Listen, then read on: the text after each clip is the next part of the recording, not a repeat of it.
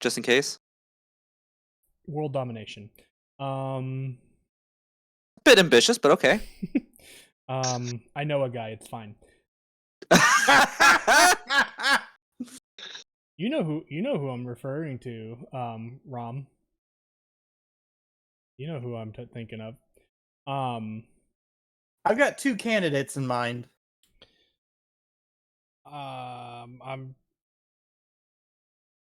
It's probably the second one. One of them goes. Are those snaps? Yes, they Yes. Okay. Am I right? Sure. And yes, it is. Yeah, no, I can easily see that man coming up with a plan to conquer the entire world. So fun fact. In college, we talked about how we would go about like world domination or at the very least creating a kind of like an utopia within the world or of the world in a sense, you know, not necessarily world domination, but like uniting all of the, you know, the entire world. So And monopoly on life.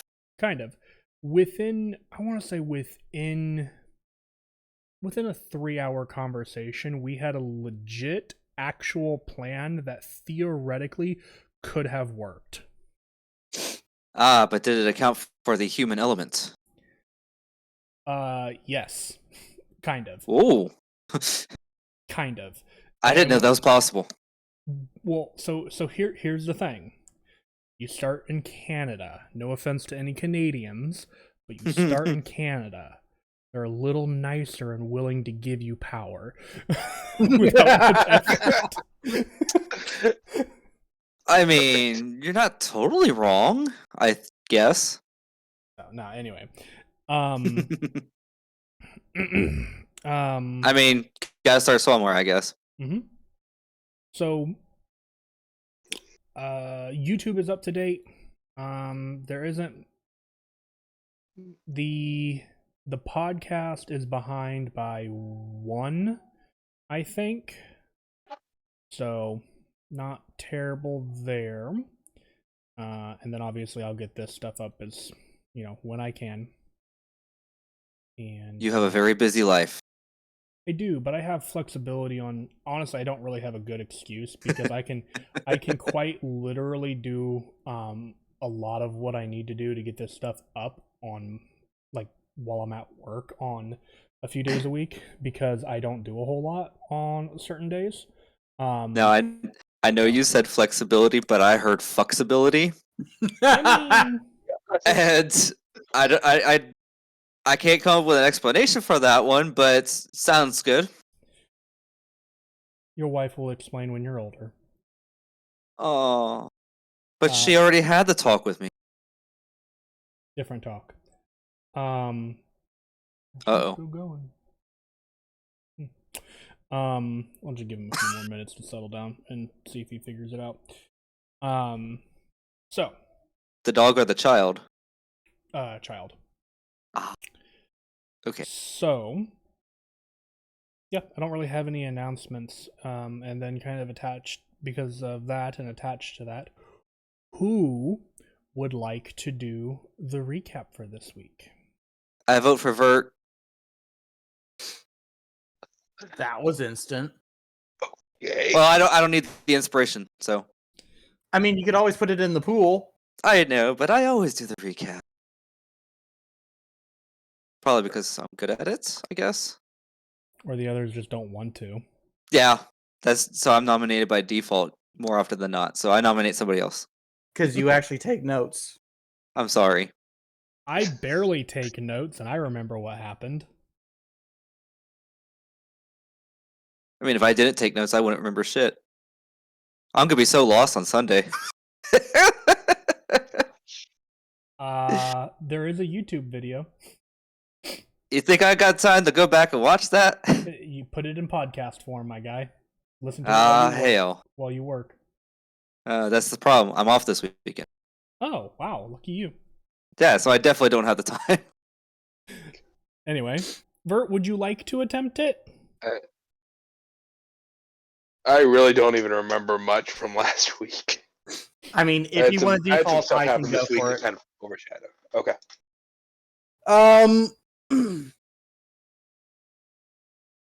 We headed into the temple of the Mind Flayer colony down here. Ah, yes. I'll show the temple once more because I can. Yep. Okay. Talked to the most terrifying thing in existence that Denock has ever seen. Keep going. I can show it. Behold. The speaker. Hey, there's no arrow. There's no arrow through his hat. There's a problem here. Well, I am not an artist. Talk to Blind Archer if you want the arrow added. Not Yes, that the worried about it. beholder with a top hat. Throughout the entire conversation, Denock was utterly petrified. Couldn't even bring himself to blink at times. He humped a bench. One could say the lizard's blood ran cold. Lol.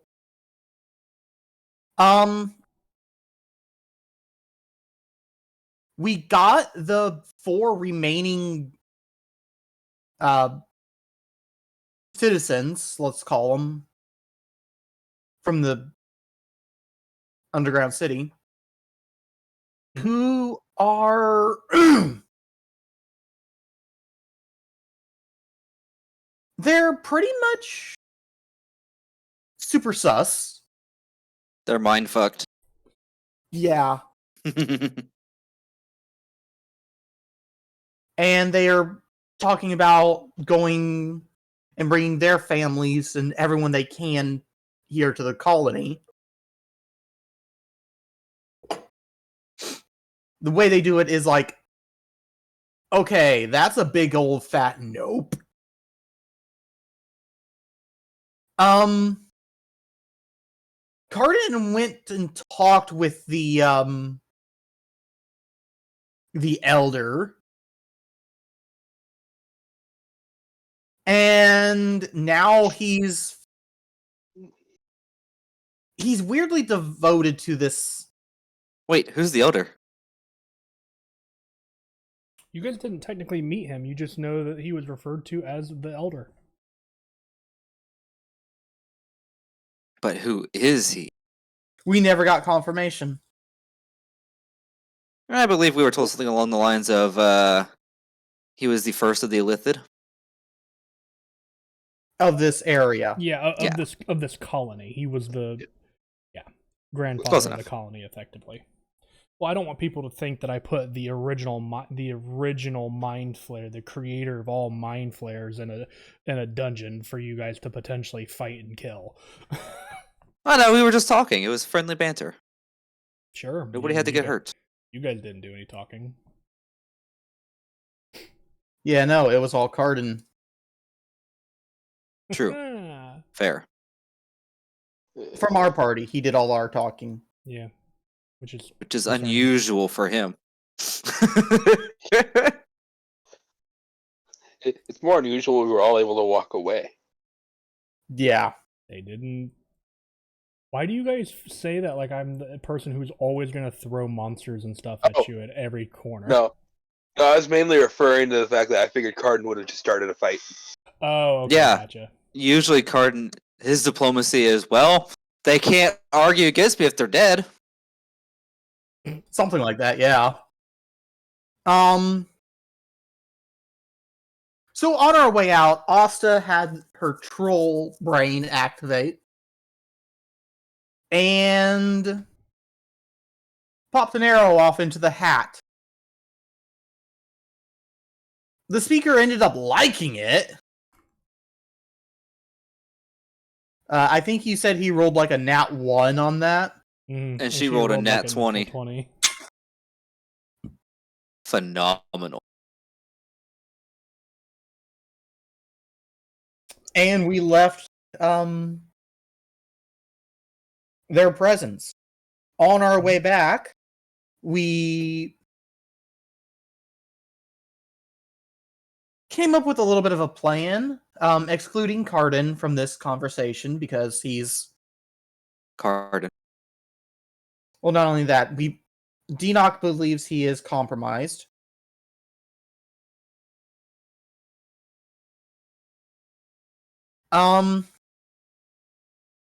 Basically, they feel as though if anybody who has talked to the elder is sus. Yeah. Yeah. Oh, because they start. He is my Lord and Savior. Carden didn't. You technically talked do to him that. for like Carden 5 didn't- minutes. Carden didn't technically do that. Carden just said he showed me some cool shit. Like, Yeah, that too. But he also. The way he said it very Yeah. much made it sus. yeah, but He's like, you guys should really go talk to him. You guys should really go talk to him. He's like really awesome. You should go talk to him. I'm like, okay, stop. well, that's also Carden's. I think. What has he got? Like a 0 in charisma coming out. Better than mine. Better than mine. Yeah, well, he dumped intelligence instead of charisma. Oh no, he's got a +1 in charisma. Fascinating. Oh right, paladin multi-class. He has to have a 13. Anyway. Fair. So we had Carden, and I think also went with him. Take the 4 survivors back to the city. Oh, that was me. Y'all told me to go on ahead. Right. Yeah. Asta 3 of was you. somewhere in between between you and Valinar and you, Denock, and then with the Dark Elves. We split the Yeah. party because that's But we safe. did not split it to one person alone. Plus, it was more like we stretched the party, not really split. Denock and Valinar waited about a half hour ish, and then went to the Dark Elves or went to go get the Dark Elves, and I think that's where we left it off. Mm-hmm. I thought we left off with I had just arrived back at town. Well, I was going to say, if there is nothing you guys wish to do during the travel there, Oh, okay. then we will jump to that point. So, Aye. And there's no Carden here to role play. I mean, if Katya, because Katya would be the only one be able to speak with him. If Katya wanted to say something to Carden, I will do my best to pretend to be Carden for the night, or at least until he gets here. Or he could be talking to the individual humans? Survivors. Yep. I might ask them a short series of questions to try and assess their mental state. Like checking Well, for concussions. Well, to see where their head's at, not like a physical, but mentally. Like I might ask questions along the lines of, so, how were y'all treated by the Lithids, or can you tell me more about this elder? What really can he do for us? Why do you feel so drawn to him, etc., etc.? Okay. Given the language of the question, they would. This one I was using.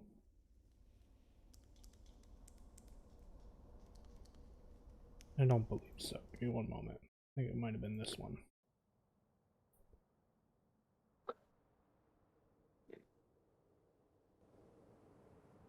Yeah, we'll go with this one. They would tell you that the reason like why they're so drawn to the elder is the confidence this individual exudes, and the plan and the confidence and the plan that he has to effectively be able to fight off any kind of invasion force that may ever attempt to set foot within his lands. He also talked about the knowledge of the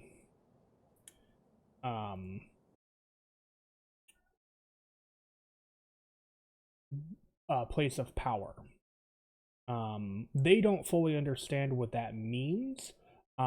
Just that it does slightly empower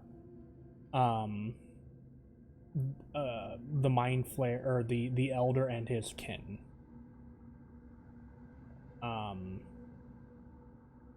In terms of details of the plan, they don't know much of the details. They just know that the elders' kin are working towards acquiring certain materials and ingredients in order to perform a ritual that will empower the elder to a whole new level, and potentially even the speaker, depending on how the ritual goes.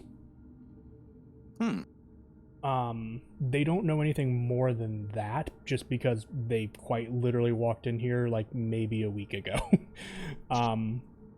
In terms of how they were treated, they were treated excellently. They were treated as though they were guests. Like, they were, it's like, we were treated better than we were, before. Well, the half-elf would say treated better than they were before the outpost existed. And they would say, like, even in comparison to, like, with the conditions of the outpost, like, with the outpost, we still had times where we had to struggle to find food or equipment and things like that. Here, food was provided. We were allowed to partake until our fill, and that things weren't rationed. Granted, the food was a little bit questionable due to the fact of it being mostly of an Underdark palette variety, so mushrooms, large kind of like bugs and things like that, rather than like what you guys would be used to on the surface. Wow.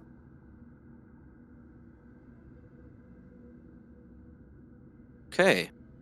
So, my second line of questioning is going to be more of what their lives were like prior to being taken in by the Illithid. What exactly were they doing here in the mines? Ask them more about what life was like back in Kolofón. I mean, I just got a little bit of an idea from what they just told me. Yeah. So they were actually part of the reason why the mines were closed down was due to the fact of smaller creatures coming up from the underground and making their way into the mines themselves. They were exploring the kind of path that these creatures took in order to enter the mines, and basically were determining whether or not it was safe or even possible to close this area off. And when it opened up into a much larger tunnel system than they were expecting, they decided to investigate further until they stumbled upon honestly, it probably would have been Kex.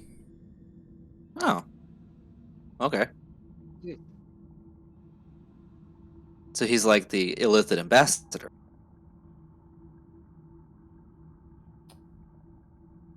Probably more like a doorman.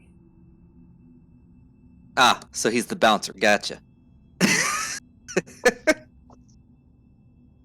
Now I see a muscular Keck standing there wearing sunglasses underground. In a business suit, yeah. Yep. Hey, I would like to take you to my village. I can only see him as like Agent 47. Gosh. Okay. Anything else you want to tickle your fancy with? How do they react when they pass their fallen comrade? You're not there, but I will allow Katya and Cardin to make insight checks if they want to. That is a good question, yes. So I'll insight that for sure.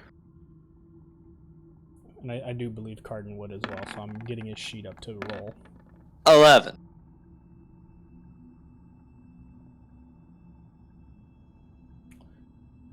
Where is insight? There it is. Okay, 13 for Cardin.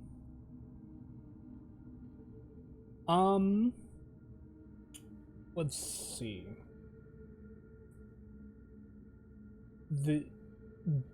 They are not trying to hide their feelings about this. When they see their fallen comrade, I believe it was Tony, whom was smushed. You can definitely tell that on the two human boys, it definitely hits harder, and you can tell that there's a lot of like remorse hitting the two boys, the two human boys.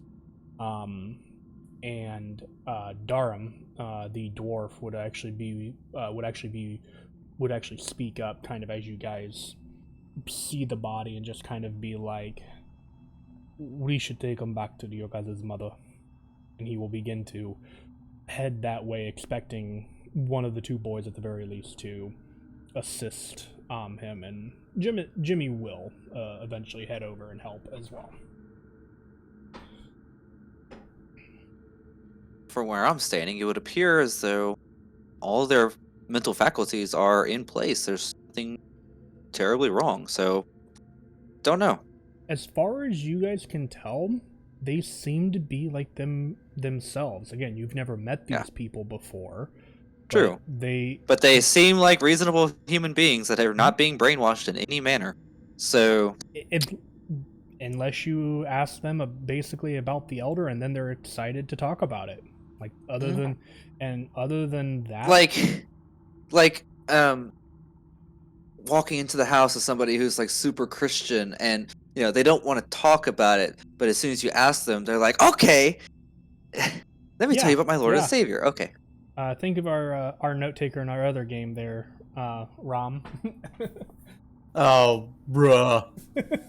So, kind of like it is very similar to something like that. Like, talking to somebody about a passion of theirs, and not necessarily like me when I get into Fallout and Skyrim lore. Yeah, exactly. Like if you when you say like, what is the elder like, you're like bringing up their passion to these individuals.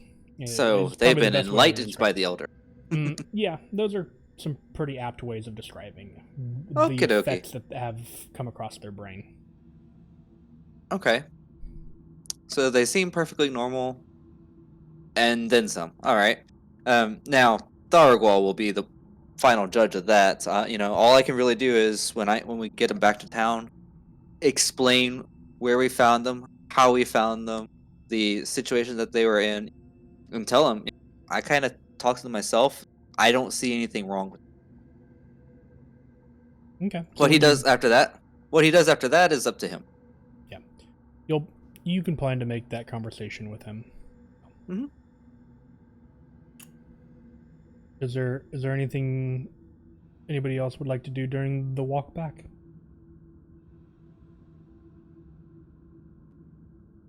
Also, welcome, Cardin. I see you.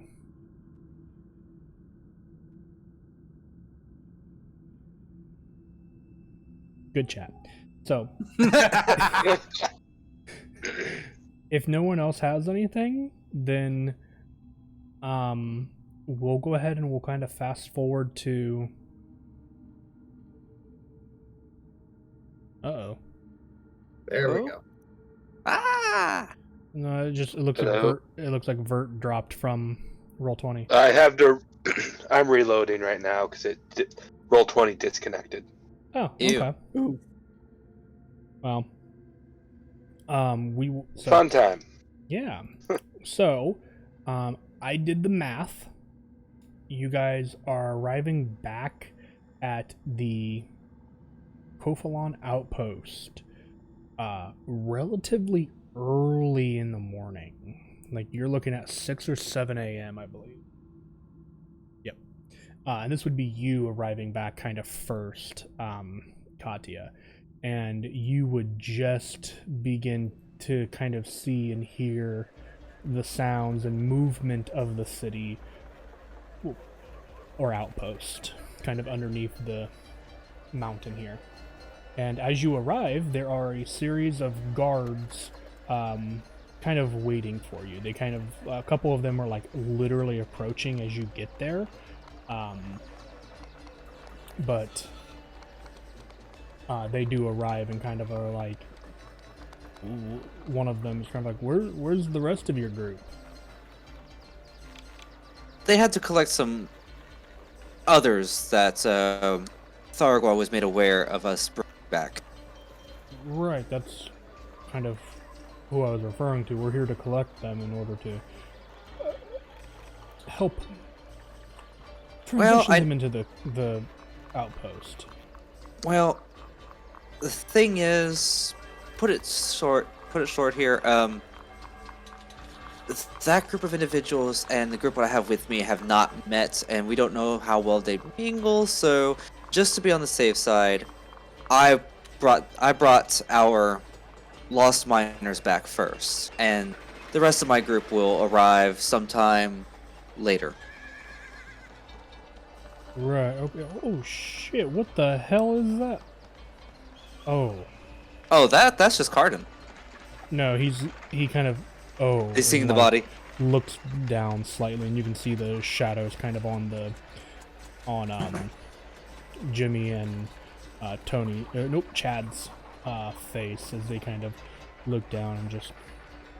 We're gonna go tell Mom. And the guard kind of goes, yeah, you do that, boys.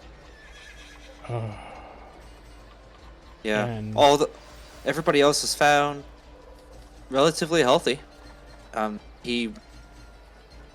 Tony met an unfortunate demise at the hands of a cave-in. the guard kind of shakes his head a little bit, and at this point you see Darum and Hafir kind of going, we're gonna go back to our places and get change and talk to our families. We have. You definitely do that. We definitely have news that we want to tell people about too. Right. I'll wait here for the rest of the group. They begin heading off. And it's probably not terribly long afterwards, but you would actually see walking up probably 15 minutes later-ish, kind of carrying, not really wearing any kind of armor, kind of wearing like just the plain kind of like brown trousers and like a off-white kind of undershirt that he normally would wear under like armor and stuff. That's kind of like got this deep V-neck, and carrying a cup of what looks to be like tea. You see the half-orc individual, Thurgal, making it, kind of walking up to you and kind of just morning. Good morning. It has been a hell of a however long we've been down there. 2 days? Give me a moment. I don't know. I'm taking my best guess based on how many rests we've had, but I have no idea. Y'all been gone about 34 hours. It's only been about a day and a half. Mm-hmm. Felt a lot longer than that. There was so much going on down there. Yeah, probably felt closer to 3 weeks, huh? I wouldn't say that long. 3 days seems to be about right. It felt definitely twice as long. Aha! Anyway. Fair enough. We did locate all of your missing men. All 5 of them. Well, 4 plus the body of one that was cave-in. Sadly. You kind of. But we That's did locate them all.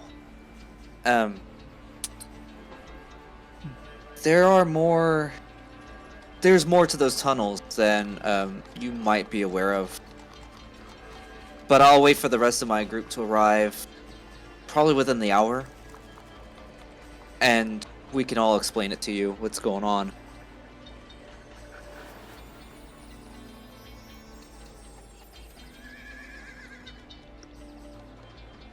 Okay. He kind of goes, all right.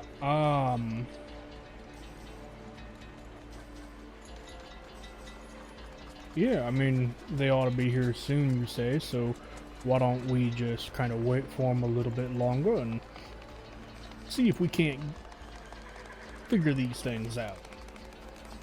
I don't suppose you brought some tea for me. He'll, like, look down at his cup, look at you, and just then kind of go, just extend it to you and offer it to you.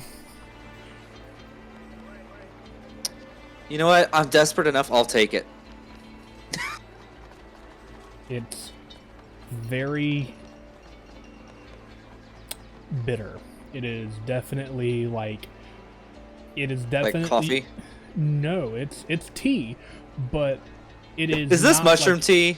No, Damn it's bitter because it is quite literally like somebody has taken tea leaves and poured hot water on them, and there was not much other effort put into making tea. Wow. But I'm thirsty enough. I drink it, and I'll place a gold coin in his hand. Pay him back for it. He kind of gives that like damn look and then pockets it, and will kind of give you a nod and kind of. I am very thankful for the tea. I can tell. Like I said, the past day and a half has felt like 3 or more.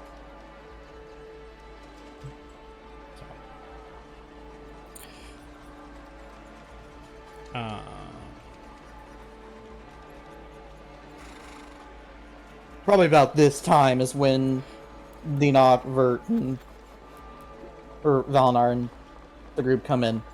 Yeah, probably. As you guys begin to arrive, Thurogol probably be like, "Ah, there they are." Ah, good. Nothing happened along the way, I presume? No, just... I'm just worried still.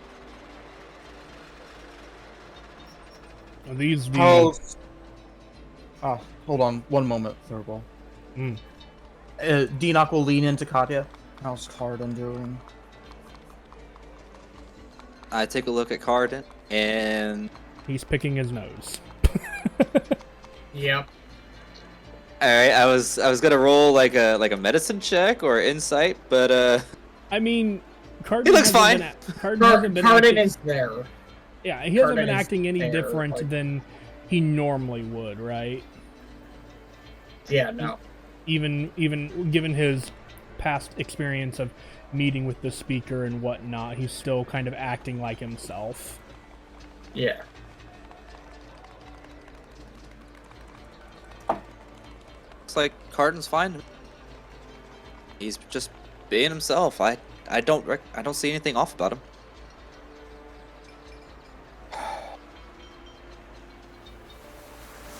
Honestly, I could be worried over nothing. But just something doesn't sit right in my stomach. Especially with that... thing. And Dinok will literally shiver from crest to tail. I like to imagine like Thurgold like raise a finger and then you guys just continue to go on and ignoring him, and so he just kind of puts it back down and just waits. When Dinok's doing that, Valinor knows and kind of go, yeah, these are the guys I was telling you about. While Dinok's talking to Katya. Pointing out the other the dark elves. Yeah. Okay. Also, they don't speak common. All right. They happen to know Undercommon?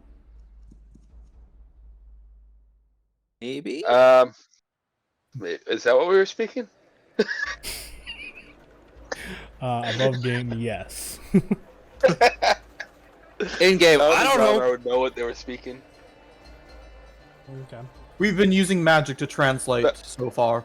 Ah. Valinar just on a whim will turn around and go in Elven. Do you guys speak Undercommon? They would look at you and kind of just blink. Okay. Kind of like, Oh, no idea. Do you have someone who well, speaks it? we do. We have somebody in the area that can speak Undercommon. Whether or not that's actually what they're speaking or not is yet to be seen.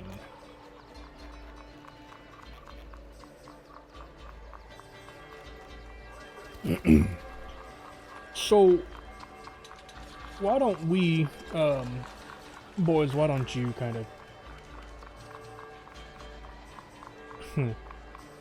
why don't you guys take, these individuals here, and head on over to, I guess it would be like the barracks, because that'd be the best place they could put them, and kind of get them cleaned up and maybe a change of clothes. And looks like they could use a good meal or two. Oh, I'm sure they can. Found somebody who speaks Undercommon to help translate. Yeah, sure. And they kind of begin to, usher the Dark Elves, the Drow off. They do look a little worried, but I imagine you guys kind of give them a reassuring glance and kind of a nod of like, you're fine. Assuming anyway. Mm-hmm. Valinar will think about mind linking and then remember what happened last time. And then not do it. You haven't tried mind linking with people in a while, have you? He did. He got tried- hit with a rock I for did. it. With these Oh. drow. Oh, right. And then I got right. hit in the face. Yeah. Yeah. And he got bonked. Bonk on the head. Better than boot to the head. I'd rather a boot Nah. than a rock. So. But yeah. They kind of go that way. They kind of begin heading that way, and they go.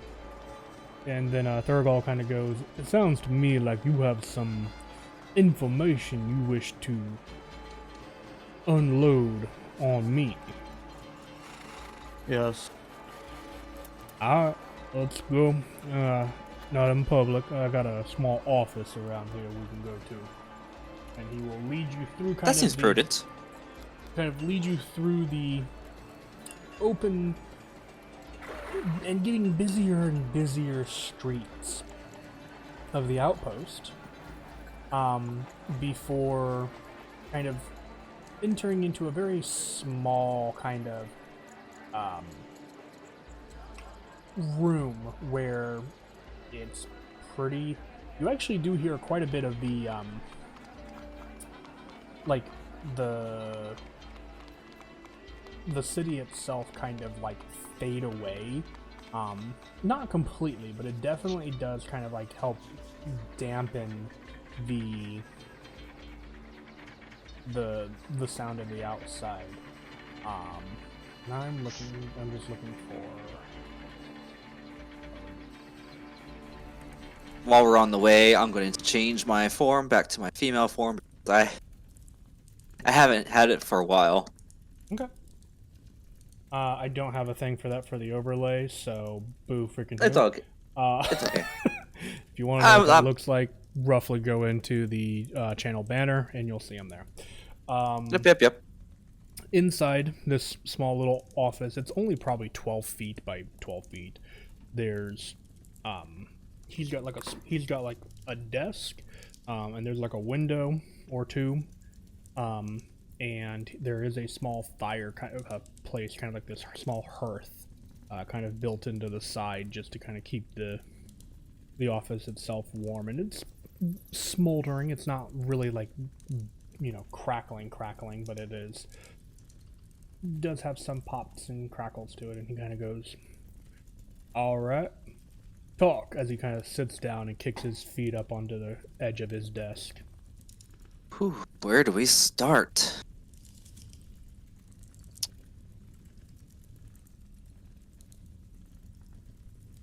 Well, Danock, why don't you tell them all about the drought that you found?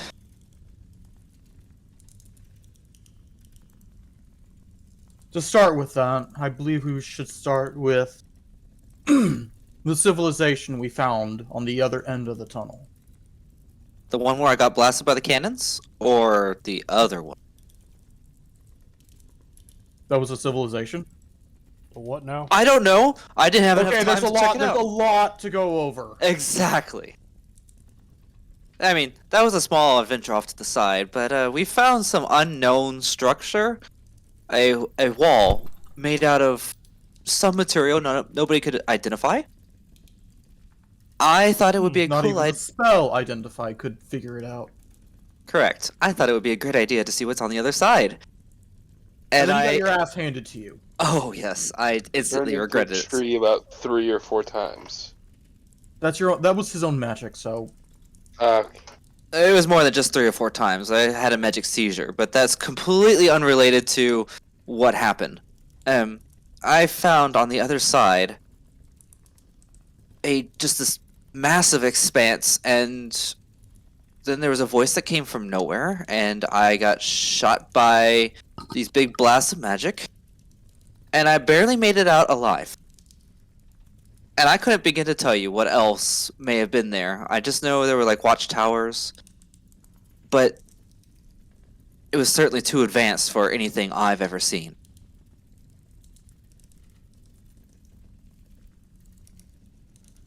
Just because I need you to hear this. Uh-huh.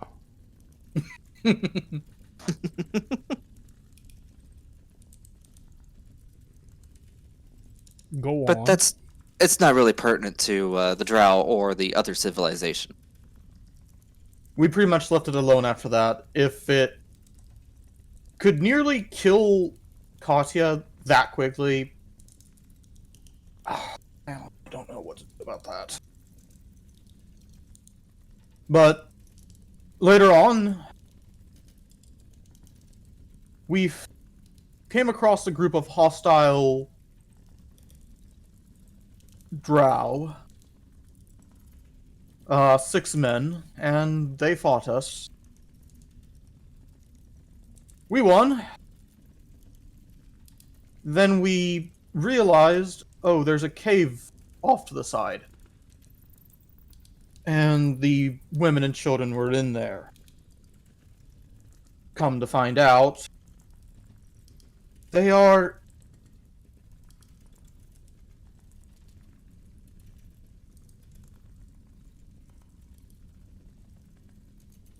They were slaves running from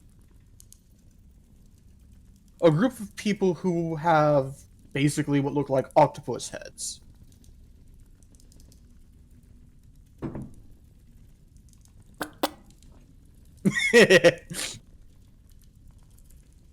These are a race. They call themselves Illithid. And to my knowledge,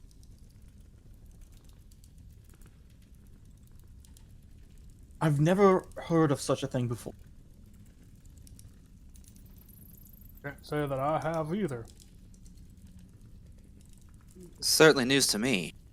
They seem to have been there a very long time.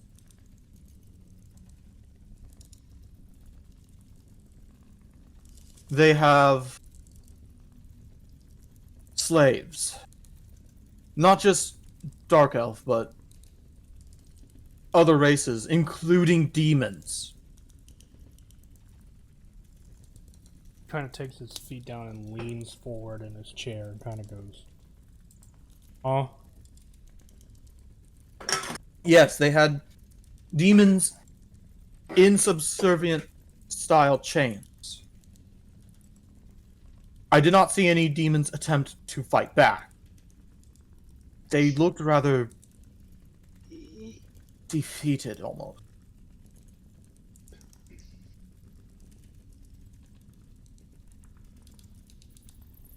Then we He just kind of, he's just kind of like, you can see the kind of like, what the fuck kind of look on his face.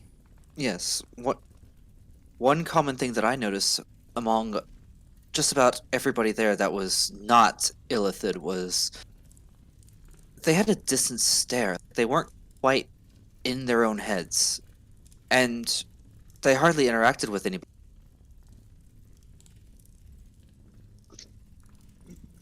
We entered their, I can only say, grand temple, and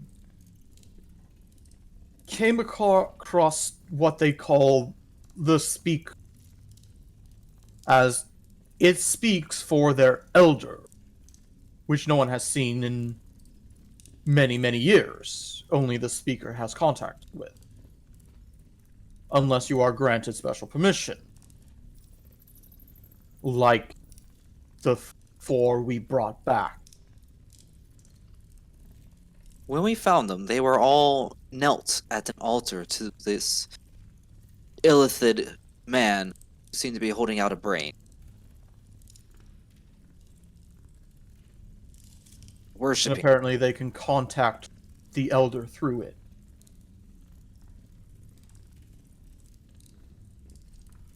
And what's most concerning about this elder is something that I learned when asking them about the elder on the way back here. And I also haven't shared this with you yet, Dinoc. They said that the elder is gathering slaves and manpower. They are trying to expand their resources. They're trying to conduct some sort of ritual that's going to increase the power of the elder himself and possibly even their speaker. Oh, fuck that shit! Yeah, that's why I'm a little bit concerned about anybody who's had contact with the elder. So the speaker is an unspeakable blasphemy that terrifies me to my turns core. and kind of side eyes Cardin. First off, before we get to that, one thing I do want to kind of clarify: they did not specify that they were increasing slaves. I must have misinterpreted. Yeah, they were just gathering resources and additional Resources. Okay. What was the word I used? Resources and like material, I think is what I said. Oh, okay. That's why I thought it was slaves. Resources and materials are pretty much the same thing. If you wish to interpret it as slaves, then you may do so. But slaves was not the word used. Right. So if you want to interpret it that way, you certainly may. I just want to clarify that was not the word that was used, because I do know that you tend to go very closely to the words that I used when you have information like that. Then let me change that. I'm still trying to find it back. What did I do? No worries. In terms of...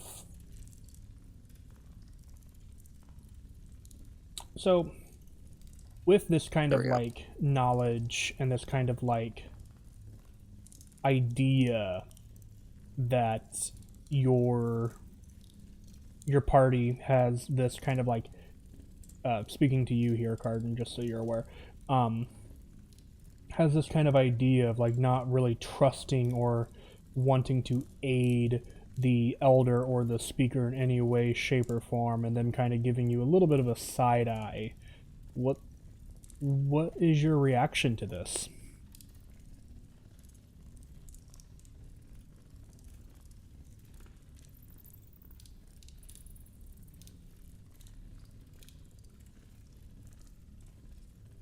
Cardin?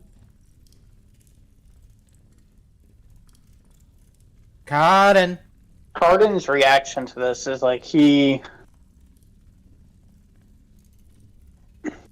doesn't really know how to react so much as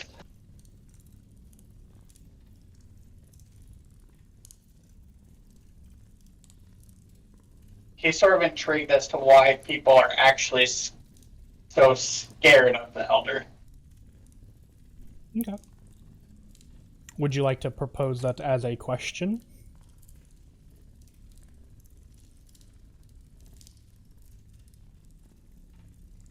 To the group, and you can quite literally just say yes if that's what you intend to do. Yes, he wants to do that. Okay. So Cardin asked that question. Why is everybody so afraid of the Elder? I think it's because we all have an innate fear of the unknown, and nobody here has ever heard of an illithid before. We don't know what they're capable of, and then there's this elder that nobody had ever heard of before. Nobody knows who exactly he is. That apparently can enter your mind and talk to you, and it's just natural for us to feel a little bit of skepticism towards this. Not only that, he has that thing as his That right-hand too. man. What? By the way, what I'm talking about is it's a giant floating eyeball with a bunch of little eyeballs on stalks. And the moment, horrifying. and the moment we came into its gaze, for myself at least, all my magic just ceased. And as a person so dealt deep into magic, that is utterly terrifying. Unfortunately, I cannot sympathize with that feeling that you experience. I do not possess any magic myself. I just know some people are real good at wielding it. Imagine losing your one sense entirely. How about imagine you used to know how to wield a sword with the greatest of ease, and then all of a sudden you don't even know how to hold it. Honestly, I really like the analogy of the sense, like magic being like this, like 6 or 7 sense to people. I was referring to it as a tool. I know, but I really like that idea. That's actually really cool. But Yeah, Dinok will say that. Katya will say her part, and then kind of look at Dinok. And, yeah, yours sounds better. and he'll kind of go like, I understand both. It's just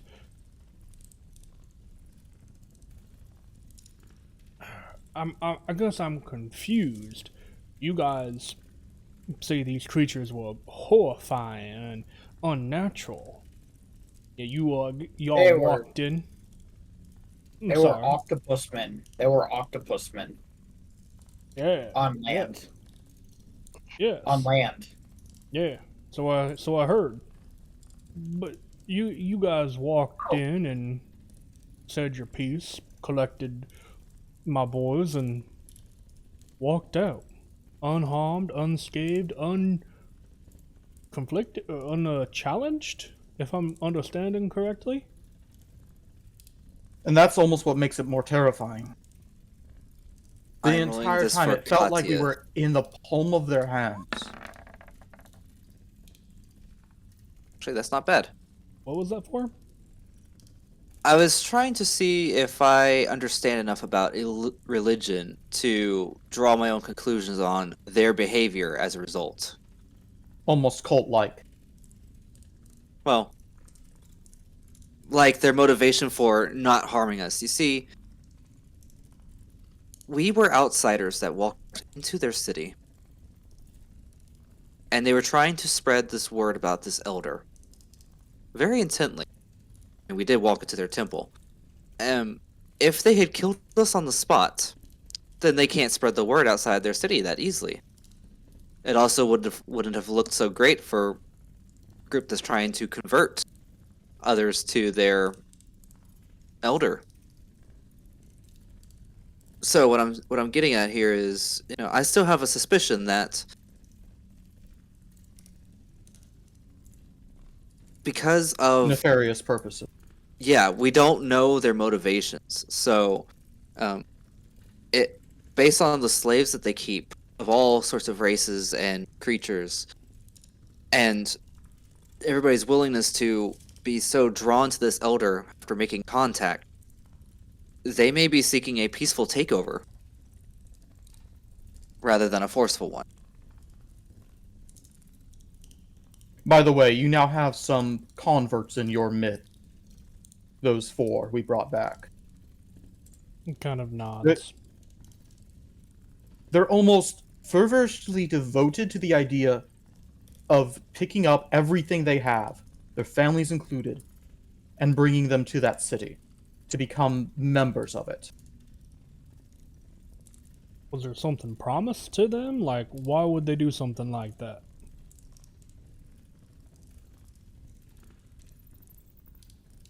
Feel more secure. Security, yes. I mean, But it just the seems pro- like... the prospect of the fact that they can enslave demons, and your people we all live in constant fear of demon invasion. If the Illithid can enslave demon kind, then what is there to fear under their control? That's a good question. What is there to fear? But then there's the thought. How long until you're a slave? From what I saw, there was almost no non-Illithid that wasn't somehow subservient to these things. Well, there was a speaker, unless he was an Illithid. I'm going off the tentacles philosophy here. I haven't heard this philosophy before. Do you mind? No, I'm kidding.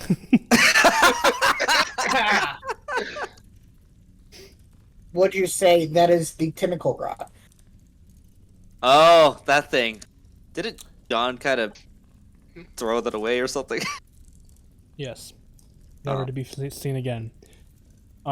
Say, I'm leaving, I'm taking it with me. So...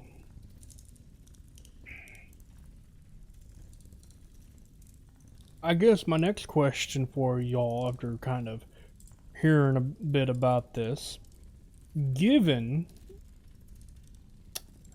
that what they say is very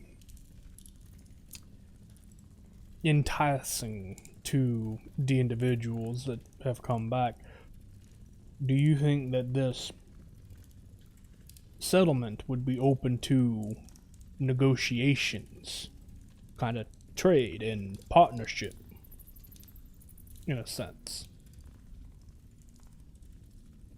I mean, I can't say one way or the other. Like I said, we don't know their motives, but they clearly possess a power that we do not have nor understand, and that is the ability to make anyone subservient. If all they seek is peace, then it may be possible to open trade with them and have a partnership. But I don't know what their long-term goal is, other than bringing everybody under the Elder's protection, as they called it.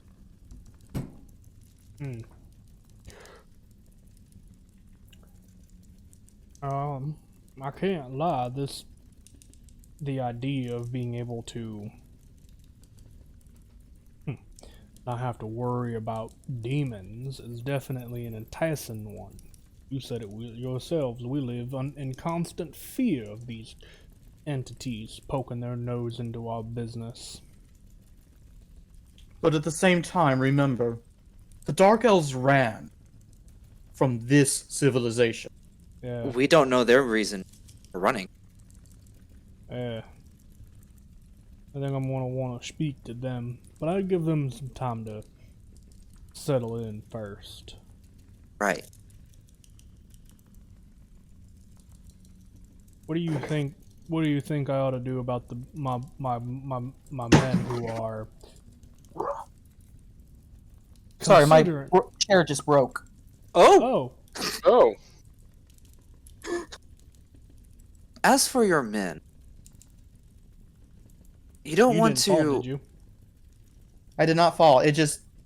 I leaned back and something in it just kind of popped, and I didn't hear a ah or ow or something like that, so I just assumed he was okay and kept on.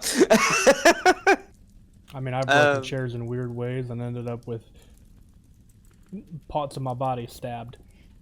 Ooh, I've broken chairs too, and it's not fun.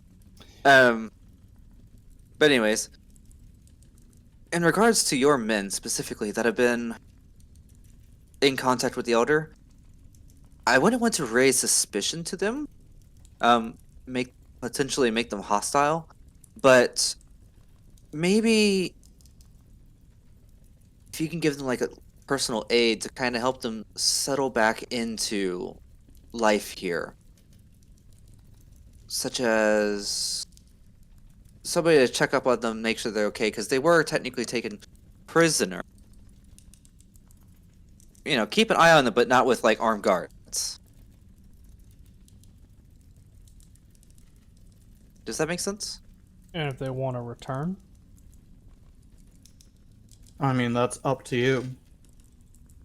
You're the town leader. That's your call. I mean, I feel that you would do what's best for your city, and if you feel that letting them return in order to extend that line of communication is the best option, then you would do that.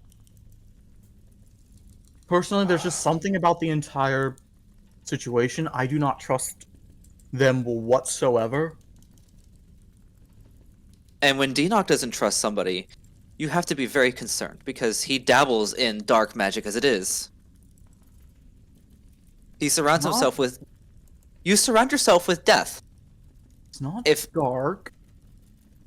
it's a bit morbid. I saw your furniture collection.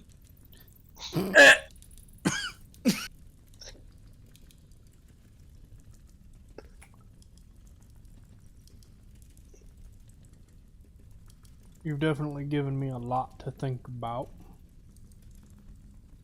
Some important, some not important.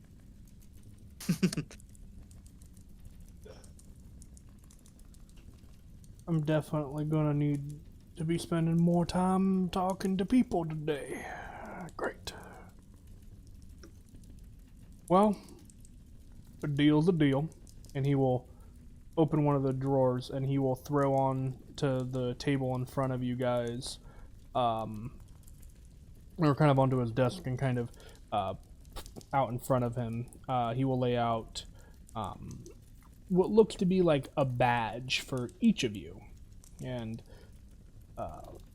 the badge itself is pretty mundane. It doesn't really have any kind of like fancy seal or anything like that, but it does look similar to that of the crest that the individuals wear on their body, typically the tattoo that a lot of these individuals have under Thurgal. Give that to the gods at the pit. That's just what I call it. It's the tunnel to the next one, to wherever you need to go, and they'll let you through. Awesome. The journey ahead of us might be a long one, so anything we need to stock up on now would be a good idea. Yes. Hold up. Let me find my notes. I think it's kind of a lengthy travel to the next location. Do you know if I know it's a bit of a stretch, but do you know if there's other civilizations or I guess villages, cities along the tunnel path to the under the ocean? No. Didn't think so. Yeah. You got about a 2-week travel. Oh boy. Are there any? Are there any dangers along the way that we should be aware of? Strangers. No, no. Well, you just walked into the loving embrace of one, so you don't get to talk.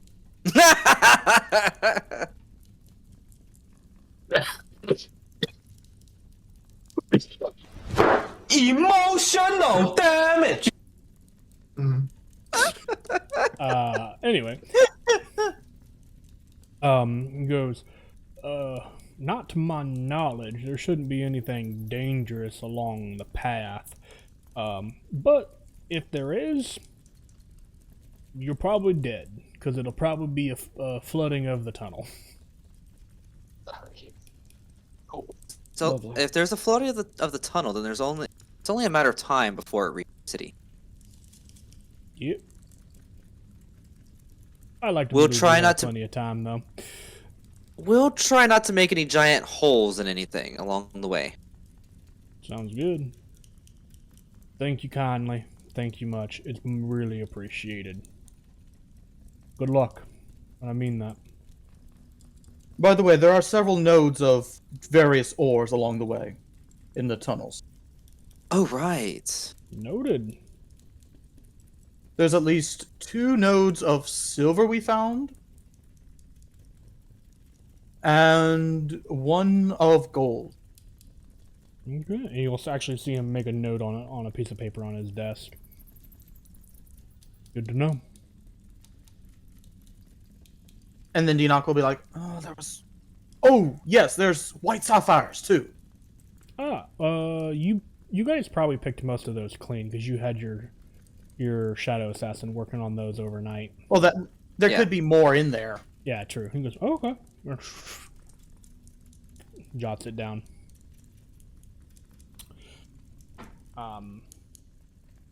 He kind of goes, well, I suppose I ought to be going and getting. Probably my guys, as they just got back, probably need to talk with them probably more immediately. Damn, I was hoping to give them some more time. Alright, well,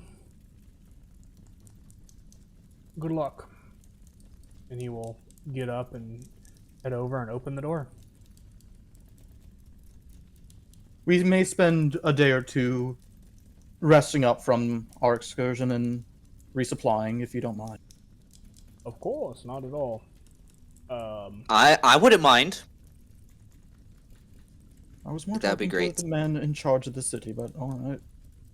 I mean, I would love to rest, especially if we're about to be out in the wilderness for 2 weeks. It's a tunnel, but yeah. It's wild space between civilizations. It's a tunnel. You got 3 main options within the outpost here. You got the priceless pseudo dragon, charm and chain, and the electric fence. Although you're probably always welcome back at Mary's too if you'd like to go back into town. With us going to be spending 2 weeks underground, I do believe seeing the open sky would probably appreciate it. Of course. Get as much of that vitamin D as we can. Fair. In that case, I do definitely recommend the charm and chain, and he'll give you a wink and walk off.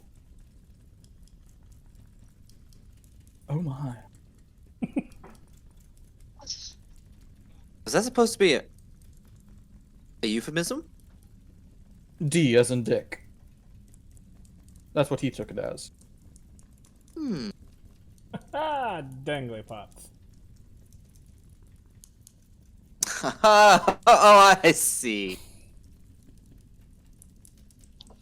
Ha.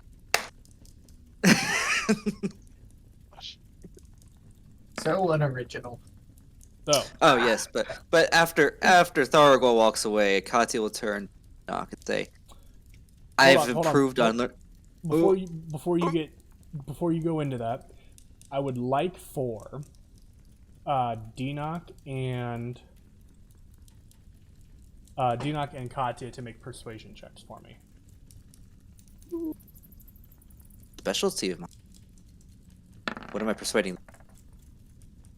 This is just for the overall conversation that you had. with- 18. Give me a second. I think I have...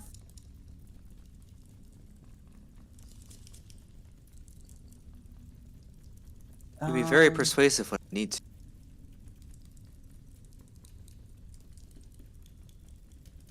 Yeah, it doesn't matter, but implying my forceful presence. Ooh, okay. So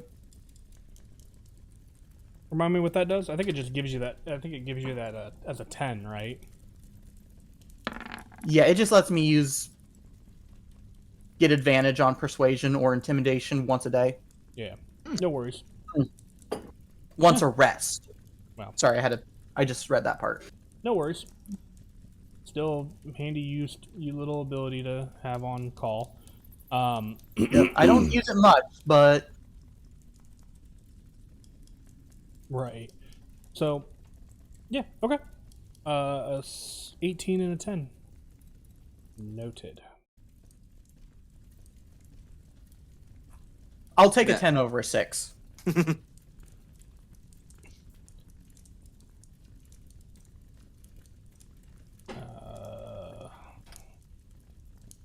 Sorry, I just gotta make a note of some things.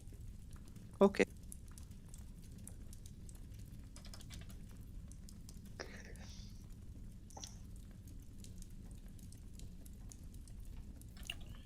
If there's anything you guys would like to do in the meantime, the city is yours. I will go ahead and end this music and put us back to the outpost cities. Collecting silver for something.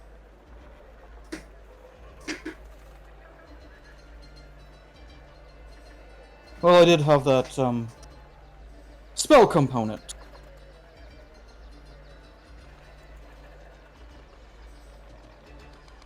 Question: how long did the Oh yeah, the metalsmith cage. say it was going to take?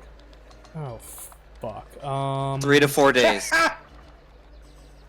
3 Thank you. to 4 days. There Yep. you go. I 3 to 4 just days. went right to the page. Fair enough.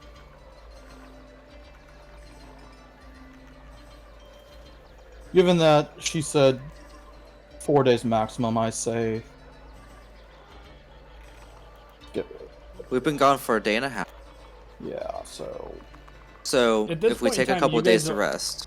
Yeah, you Check guys in are tomorrow. also Just see what it is. exhausted at this point in time too, by the way. Like, because you guys have been up for real close to 8 hours at this point, I would say. Now that doesn't mean that you can't push through today because you know you're not in any harm, and then kind of rest tonight. Oh, and we had to return to the Storm Forge because I had something worked on there.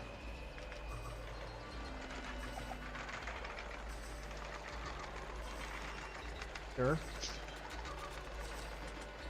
I was told to come back in 2 to 3 days. Yeah. Yep. Now, as I was going to say, I'll turn to Dinokas and I'll be like, you know, you should be proud of me. I managed to keep my mouth shut about the ores that we found and kept.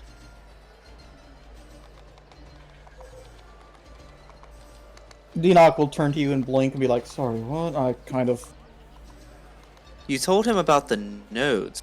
Didn't tell him that we had taken some of the ore for ourselves. And I didn't say a word about it instead of blabbing like I usually do. That's an improvement. Yes, yes. You should be proud of me. And then he will phantomine petting and you'll feel weight on your head. Pet, Aw. pet, pet. Acceptable, thank you. I just wanted to bring attention to that. Weird to see that hand petting you instead of slapping you. Considering I'm used to being slapped by it, a pat on the head is very nice.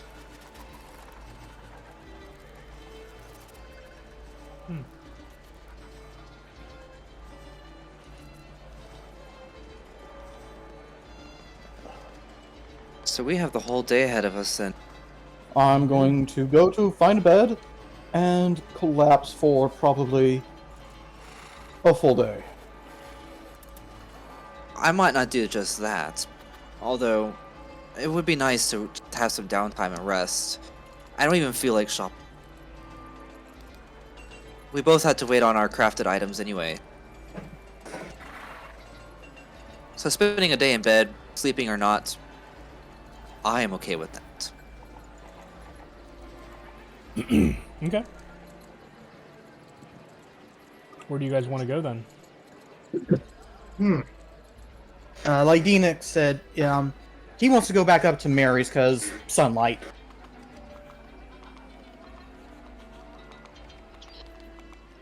The rest of you? Yeah, I'll go to Mary's too for today. I'm up for that. After today, I want to try out the chime and chain. What? After today, so today I'll go to Mary's for the sunlight and the rest, being outside, and then start prepping the next day, and I'll be staying at the chime and chain. Charming chain. Oh, it is charming chain. Yeah. I thought I misheard you before. I had to go back and fix that. Nah, southern accent for charming chain. Not necessarily an easy one to understand. I don't know what you're talking about right there. Why did you go Oh, that was- Australian? I have no fucking idea. What the hell? You borrowed from what Pilot It's- usually does. Blind Pilot is It's a an accent parrot. it's a bad habit of mine. Anyway, if your guys' plan is to just rest and relax for a day and then tomorrow do shit, then we'll fast forward this. Can we take a small break? Yeah, we can take a short break right here. You guys good with that? Sure. Alright. And that's kind of the and that is the plan though, right? Like we're gonna fast forward through this day and then everybody's gonna do prep and stuff for the following day. Yes. Okay. Alright guys. We're gonna take a real quick break here and we'll be back in a few minutes. BRB.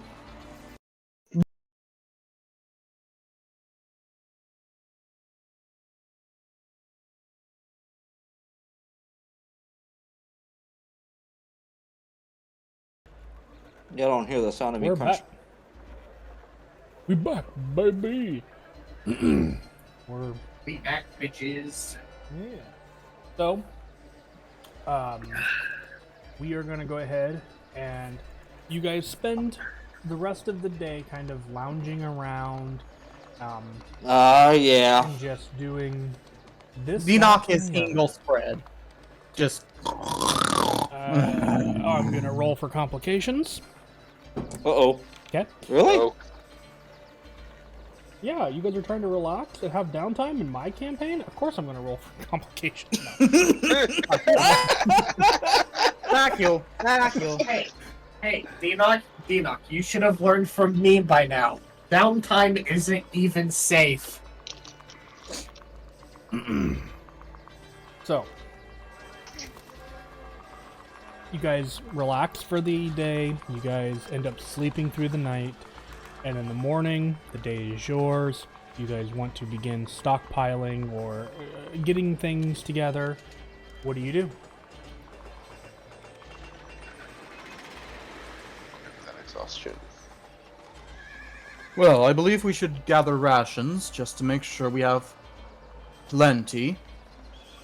That's well. Okay. 2 weeks down in the tunnels, I do not. I have 17 days worth of, but there's no telling what we'll find on the other side. So I'd say seems grab like a good another idea. few days worth, at least maybe a full week's worth. Quick Yeah. side note: Valinar does have create food and water. Just a Damn reminder. it, Valinar. You're Just in a case. you happen to be a cleric, right? Yes. Despite sure? 'Cause what I everyone feel like- thinks, I I am a feel like cleric. I don't know about that, Valley. I've never seen you worship that much. Did you just call him Valley? Yes. He does that, yeah. First time I've heard it. First It's time I'm probably- hearing his accent too.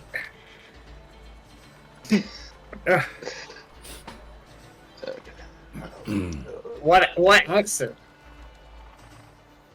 Exactly. Where is... I need to roll. I need to roll a couple complications. Complications. A couple? Good.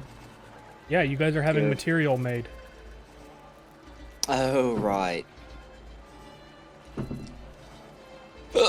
Oh, excuse me. Okay. Anybody died? Not yet. Good.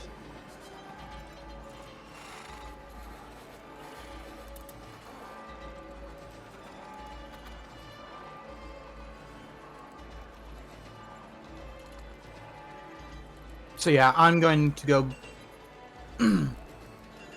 probably get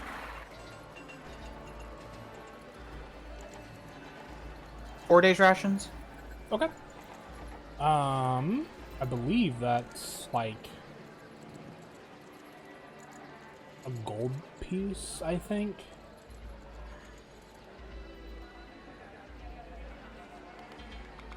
That's fine. I don't remember. I am working on. Val, on our Oh, statement, fine. I think I'm set. Hopefully. Personally, I'm just one of those paranoid food packers. Mm-hmm. Then I'll share some of yours. He never said he's a shareable person. I mean, he's not wrong there.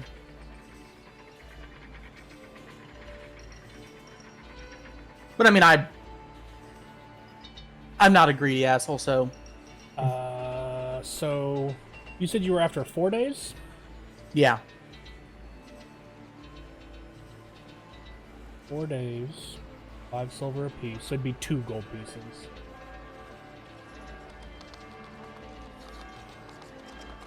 Okay. Yeah. Considering I got enough gold on my person, and then we've got all the crap in the bag of holding, Yeah, and this place actually takes gold. which is amazing. Understood. Okay. Do you wish to check on your do you wish to check on your actually I'll just make this a little bit faster. If you're buying rations, it's 5 silver per day. So if you want rations, spend the gold, add it to your sheet. I trust you. Don't, you know, Don't cheat. yeah, don't cheat. The only person I actually worry about that with is Asta, in all honesty. And honestly, she just forgets. Yeah. Yeah.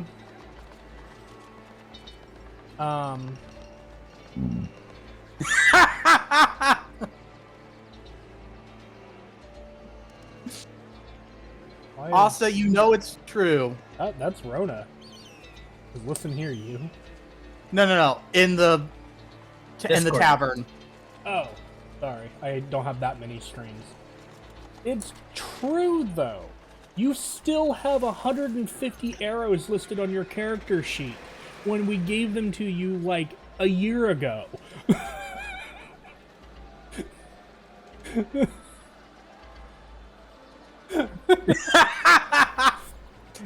Just because it's true doesn't mean shit, sir. Whatever.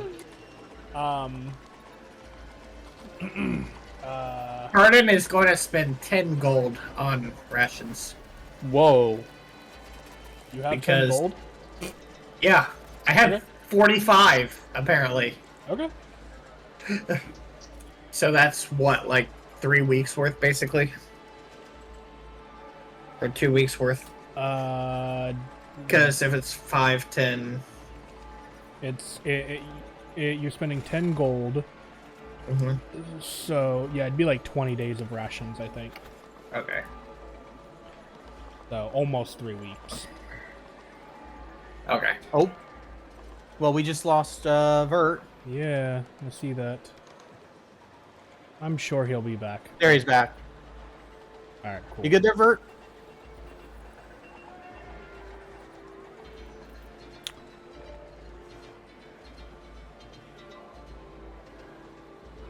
Vert?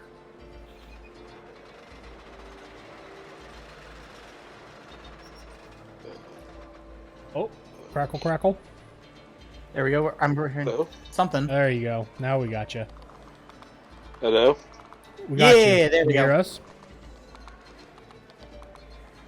Yeah, I hear you now. All right, cool. Denock, if you go and check on your cage, Feyre has actually been able to successfully... Well, I did hear you. Uh-oh. Oh, and you're back again. Okay. Okay, cool. I think it depends on where my phone is sitting. All right.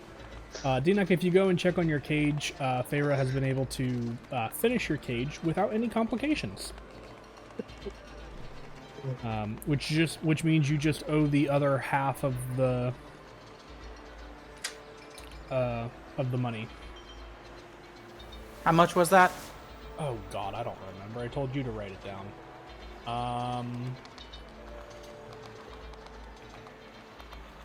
Hold on, I gotta look up the spell now. Because that, do you remember what the actual cost of that is? Of that spell component? Give me one tick. 150 gold pieces for the materials and work. Denock passes along some of the payment now for the procurement of silver resources. Then we leave the shop, but I don't know how much he passed along as partial payment. Probably about half. Yeah. He would have paid half, so it would have been another 70. It'd be another 75. I was gonna say, I just pulled it up, and it's 100 GP cage, which means they'd probably charge you between 50 and 100 extra gold for their work. So, and I will let you decide the design of the cage, and you can kind of describe that to us at a later time. Okay. I imagine whenever you have an idea of what you want it to look like. Oh no, I've got an idea already. Okay. Well, do you Basically a lot of flowy lines, almost elven in design.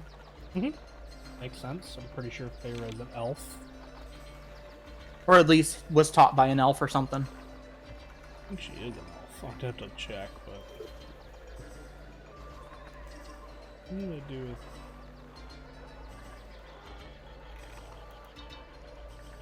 Did I not write down her? Please tell me that's what I did. I would love.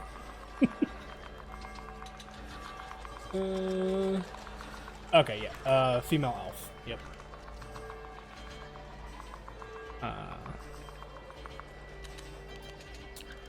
So, do you want to describe it in more detail other than elven in design?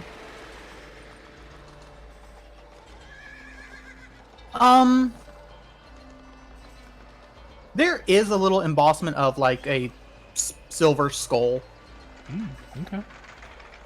Probably like just a small one, just on the door of the cage. Okay. Yeah, kind of maybe acting like a small doorknob. I like it.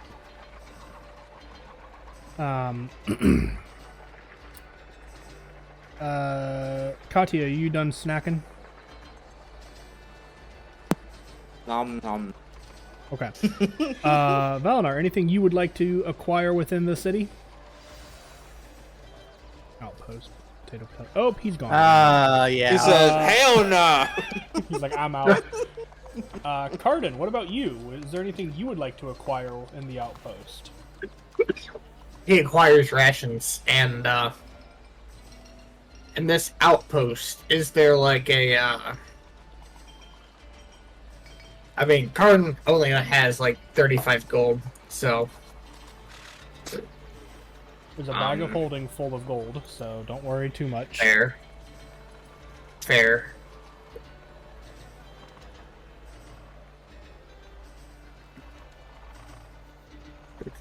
I'm trying to think of what he would want, because he has most of the shit he wants. So Weapons and more weapons and more weapons.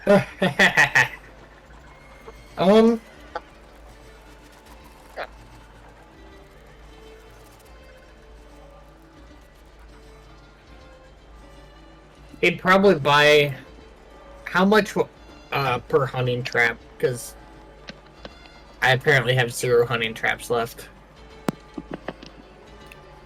Let me find out.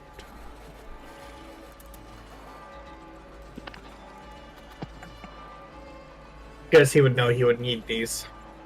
Bum,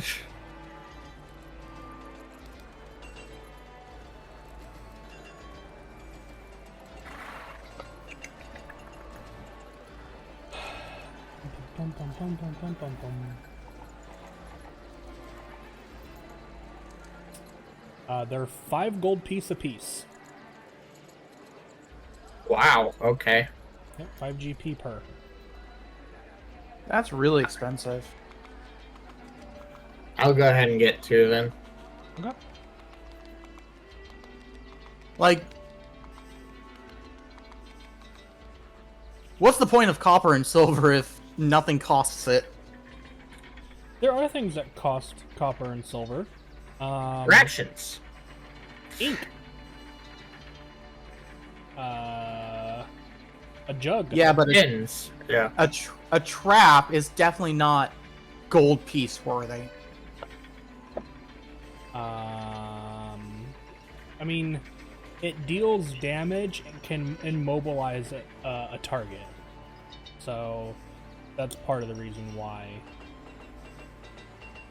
it does that. You can buy a ladder for a silver piece. That's fun.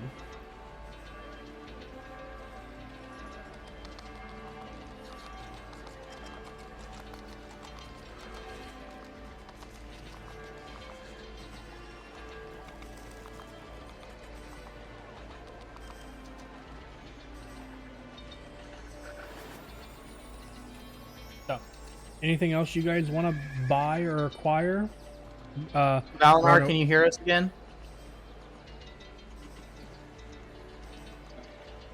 I can hear you now. I'm sorry if you hear anything weird. I have to switch over to my phone with no headset because my other headset I think just died. Oh, fun. Oh no. I love technology. Well, charge your headphones. Oh no, these don't charge. These are actually. So you're Robot really hard. breaking up there. I think they just. Oh no. Oh, I think we're losing Vert. Yeah, I think so too. I don't know. Is that it? You're just Hello? you're kind of. Oh, I hear you. Okay, He's going is horizontal. this any clearer? A lot. There Yeah. we go. Okay, so I just turned off my Wi-Fi and I'm running on 4Gs now on my phone. Okay. Bruh. Yeah. Good old technology. But no, I'm good. I don't need to get anything. Katya, do you want to check on your weapon that you were having commissioned? Yes, definitely. Okay. Unfortunately, I rolled a lot of complications for him. Oh man. So you go back to the Stormforge where there's this massive, mixed giant, Cyros, whom you kind of come in and kind of like, you know, kind of, hey, talk to him. Yeah. Hey, what's you up? You were having him commission a dagger? A dagger and trying to imbue it with lightning. Okay. The blade itself looks like a lightning bolt. Sweet. That's about it.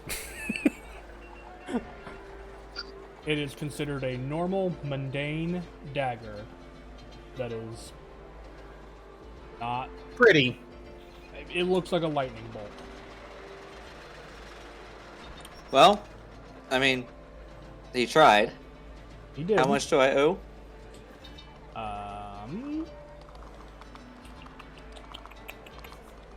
We'll say... Zeus forging. We'll say for everything, and with the attempt of trying to imbue it and everything, we'll say 10 gold. I'll give him. You're gonna give him 11? Okay. I'll give him 11. The extra coin is for at least trying. Gee, thanks. Sorry. I mean, it was worth a try. I did gamble on it. He kind of nods. Yeah. Well, maybe the next one. But I mean, it is a really nice dagger, and I will certainly hold on to it. Okay. You may certainly do so.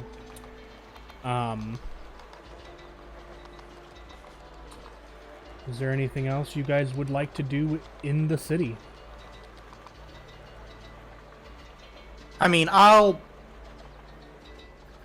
probably check up just like a little bit before we leave on the elves. Okay. They seem to be doing better. They're being fed, and they have been given new clothing. There appears to be primarily a couple of dwarves working with these individuals. There's a couple dwarves that seem to speak and understand Undercommon, and have been working with the individuals. And you can tell that they're trying to get them settled and, relaxed a little bit. They would report that they're doing better. They have food in their bellies. They're not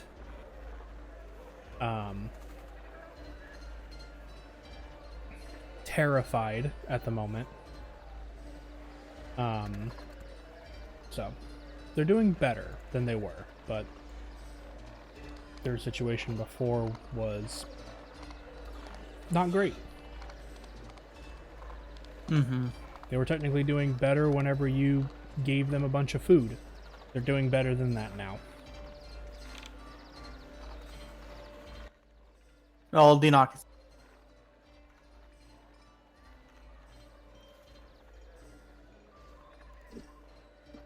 Dinok's glad about that. He's...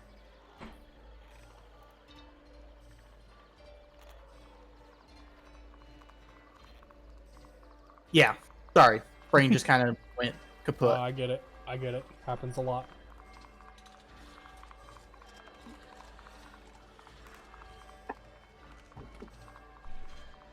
Okay. So, anything else for you guys?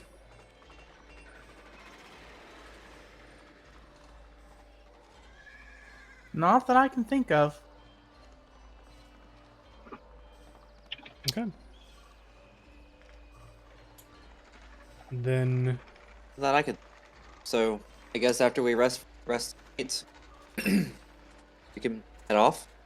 are you guys going to take off immediately, or are you going to rest another night? I wanted to try out Try out what? the charming chain. Oh, you want to go to the brothel? I want to go to the charming chain. Okay. I'm sorry, if I'm going to be underground for 2 weeks, I am going to at least get some attention. I mean, that could be a little bit of a problem. Honestly, depending on how much money you're willing to spend, kind of depends on how much you'll get in return, in a sense. It is kind of a poor excuse for a brothel. There are definitely workers, and they would be more than interested in you. Is there anyone that is attractive looking in Katya's eyes?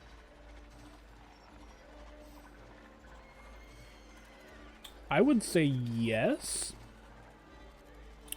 However, can you give me a wisdom saving throw? No.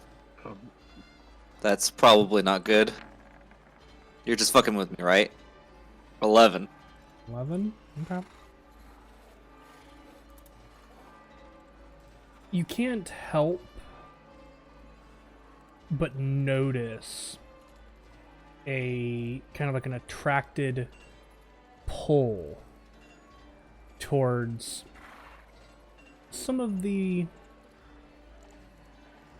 very eloquent and beautiful looking women of this establishment as well.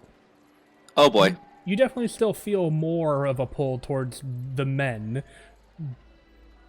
but there is a little bit of a pull in that other direction. In other words, Katya is getting bi-curious. Yeah. Or is it so like magic altering, or is this just like a character development? One could say, as you've spent so much time in a male body, parts of the hormones have begun to adjust. Oh no.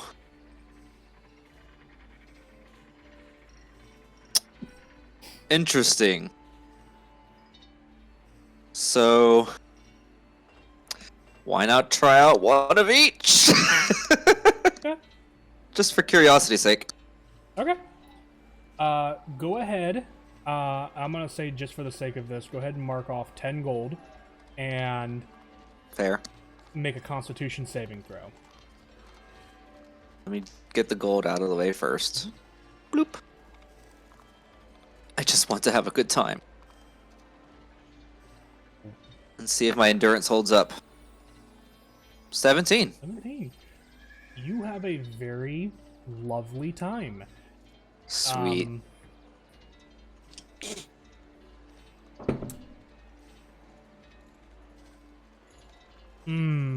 Yeah. Still better with the men. For now. That's probably a good sign. I roll of the dice. I rolled a 10 and a 16. And I established that my metal die will be the ladies. So. So you have a very lovely time. It is a great experience, and in the morning you definitely feel refreshed and somewhat lighter. The boys will understand.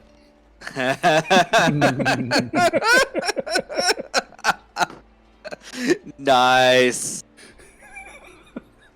Nice.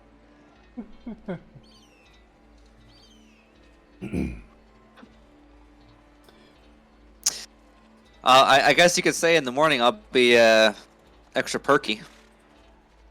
Easy enough.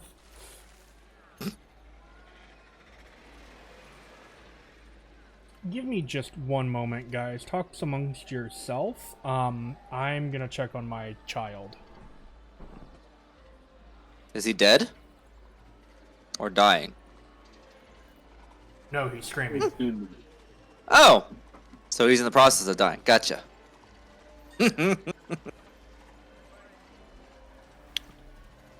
I don't know about the rest of you, but I feel ready to tackle anything.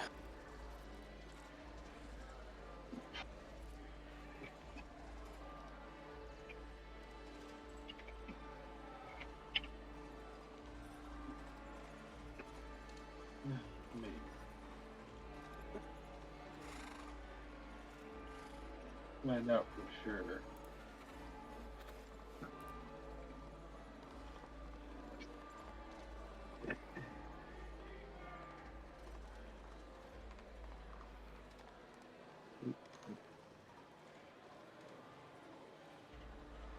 Sorry, I'm trying to resolve things on my computer.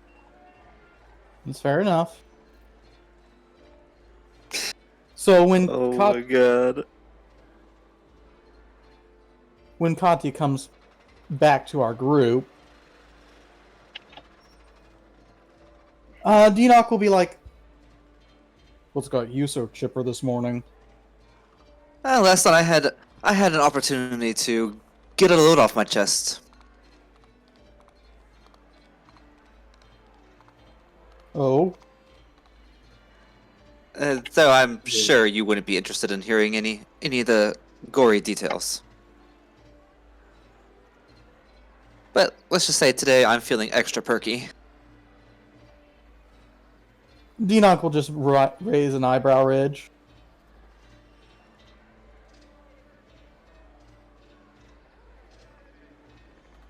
Hang on, I'm trying to roll with it. Process getting my head. Hang on.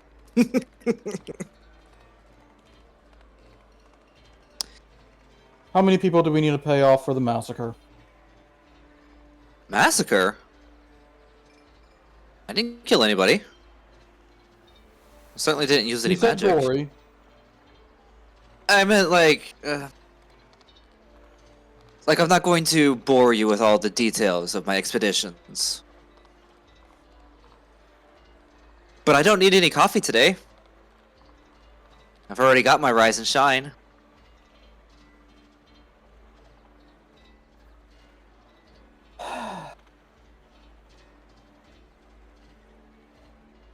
Let's see how this goes. I am just ready to.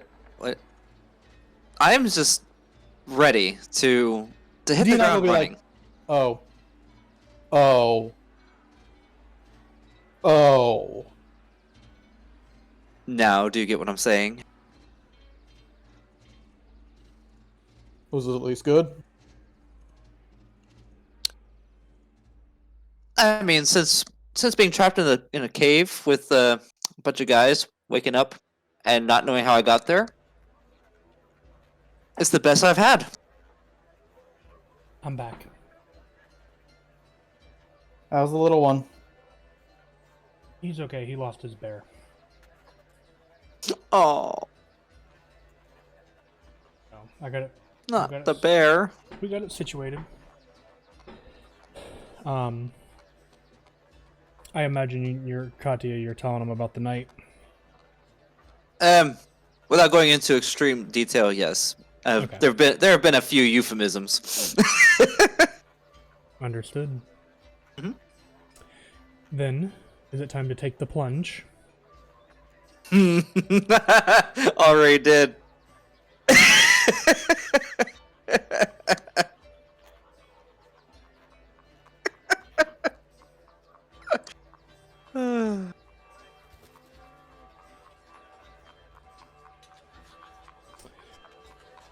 It's up to you guys. I'm ready to go. Uh, I'm feeling awfully chipper, ready to go face whatever dank cave comes my way.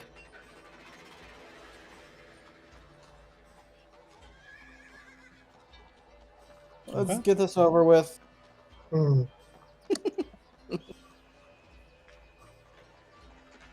Hold on, my kid is screaming again. Like I literally was just a quiet and asleep, and now he's yelling again.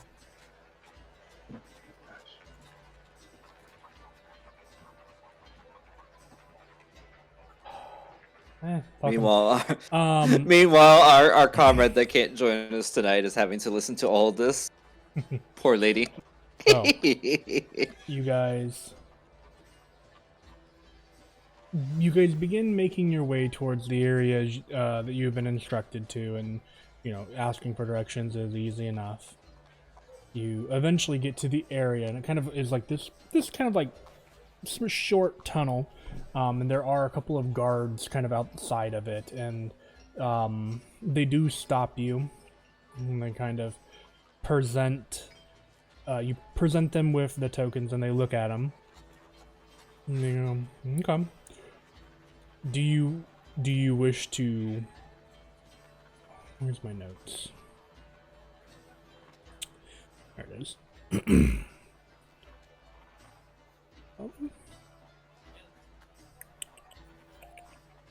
Do you wish to take the faster way or the longer way?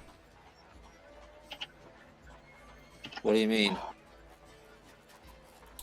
Let us show you. And they will walk you kind of down the hallway a little ways. And you'll see that this hallway opens into a large kind of cavern-like area. And in the middle is a very large pit that just descends into darkness. And then off to the side, there's a small ramp or tunnel that seems to kind of go down and go around the outside of this pit. Oh, I see why they call it the pit now. So let me guess, the quick way is just jumping or being pushed? Yes. Don't recommend it unless you have a means of stopping your fall before you get to the end, though. I mean, gravity eventually stops your fall. Yep. Yes, but it also stops your life. Yep. We bought a lot of rope, but do you know how deep this is? More than you have rope. Understandable. So I guess the short way is not really an option. That is unfortunate. For you, anyway. Well, here we go, I guess. Yep. You guys are gonna go taking The long path? way. Okay.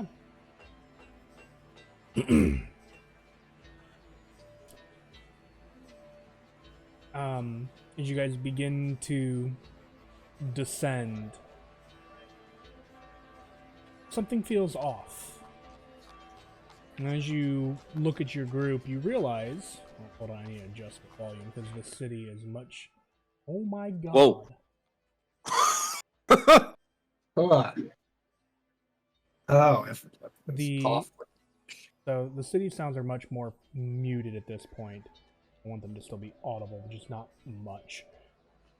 And as I said, it feels off. And then you realize Cardin is not at the front of the marching order. Where is he? He's currently behind you. Yeah, he's sort of like hanging back. Unusual. Any reason why you chose to be behind us? I think it's we're sort of heading out of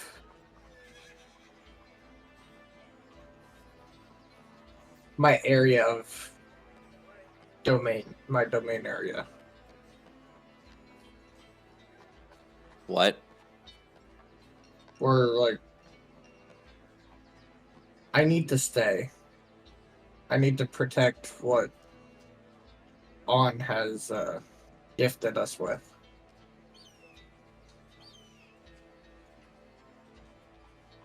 There's I want a an big insight. fight that you guys are going to do, but 18. the fight's also here, and I'm more familiar with this one.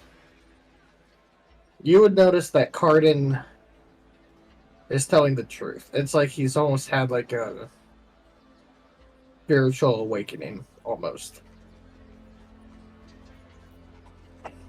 And he's been thinking...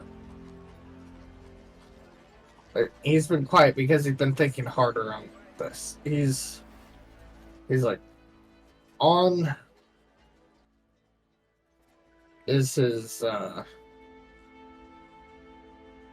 deity at this point, and his land is under attack. I need to stay and help defend what is already weak.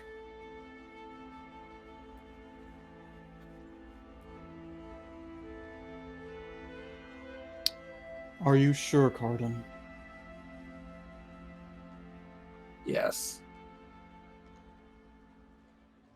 I am sure. It has been a fun road.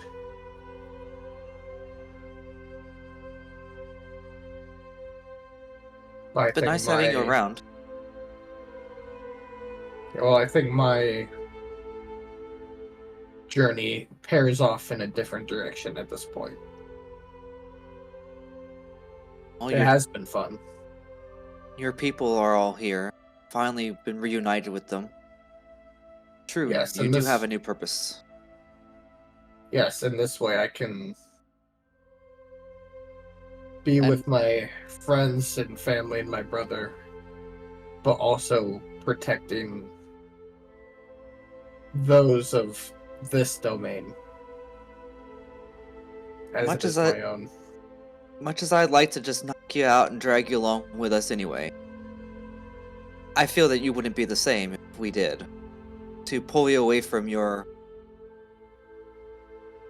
spiritual calling. Yes, I would probably be a lot more ragier. That's nothing new. But instead of taking it out on our enemies, I might fall victim. I'm sure you'll find someone to protect you in the near future. I know Just you hope we- guys don't have much of a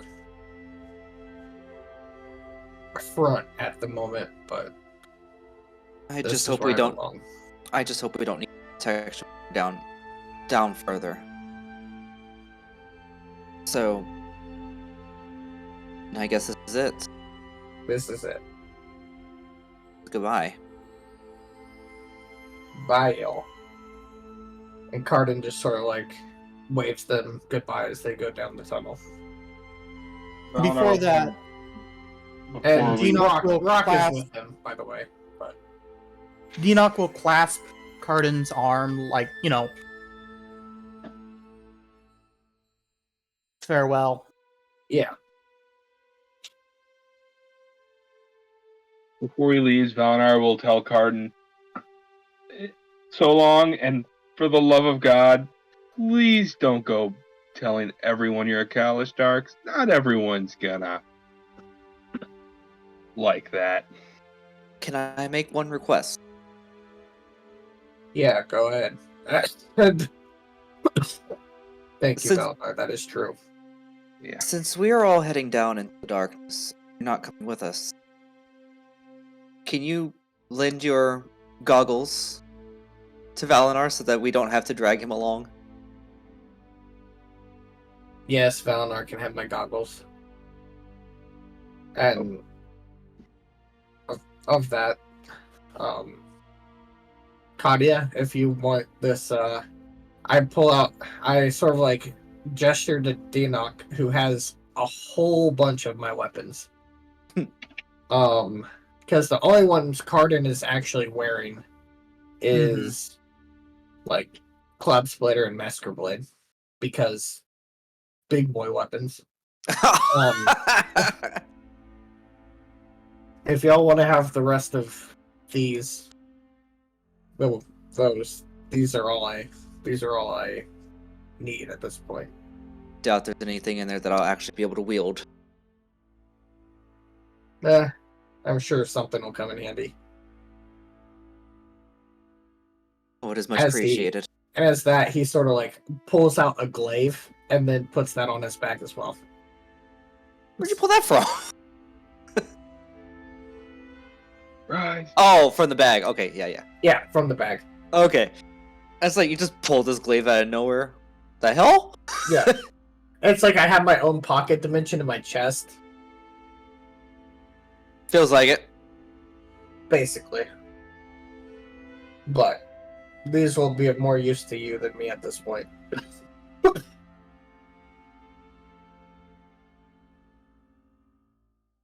We will miss you. When we get the Lampeter back, figured. we'll come back to visit. Once. Once. Who knows? Maybe it'll be a different time where the islands have rejoined the natural state of things. We had to save him. But try not to die.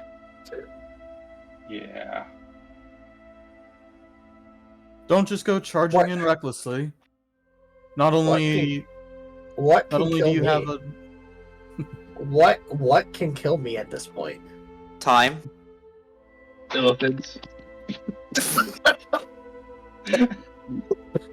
No, Death? those octopus people are friendly. Hey. Cardin. If you come across Tenebris, kick him once from me. Oh, he's dead. Stab him once for me. As I said, he's dead. If he comes across us.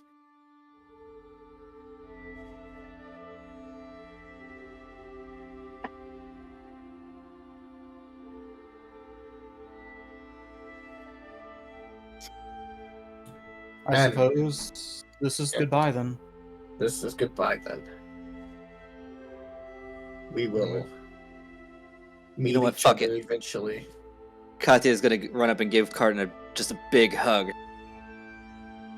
Karin will unironically hug Katia back. The biggest hug she can muster, which isn't Okay, very big. then it's going to be a little ironic.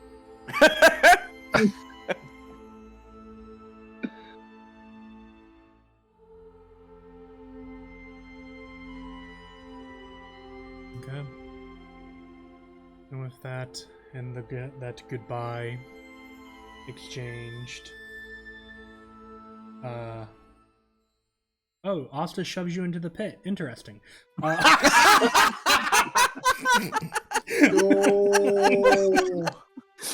We know she didn't mean it like that. We know she didn't mean it like that.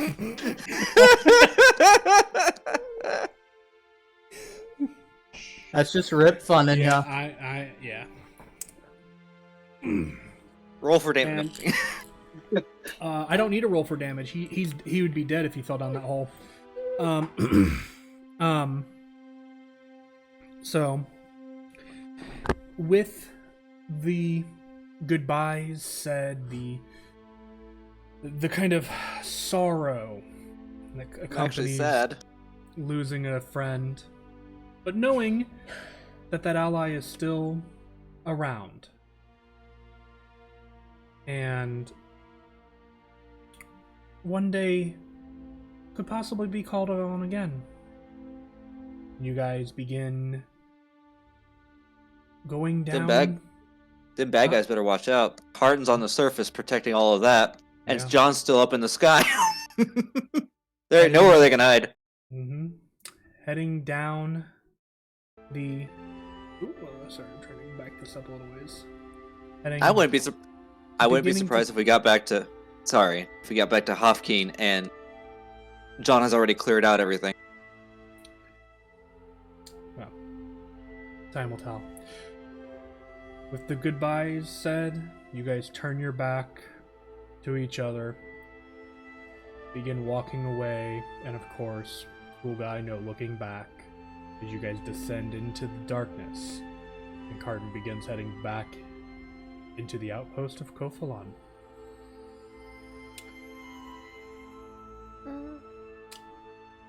Oh, Cardin, Yep. it was fun. Yep, it was fun. And yeah, so is that With- little Rip?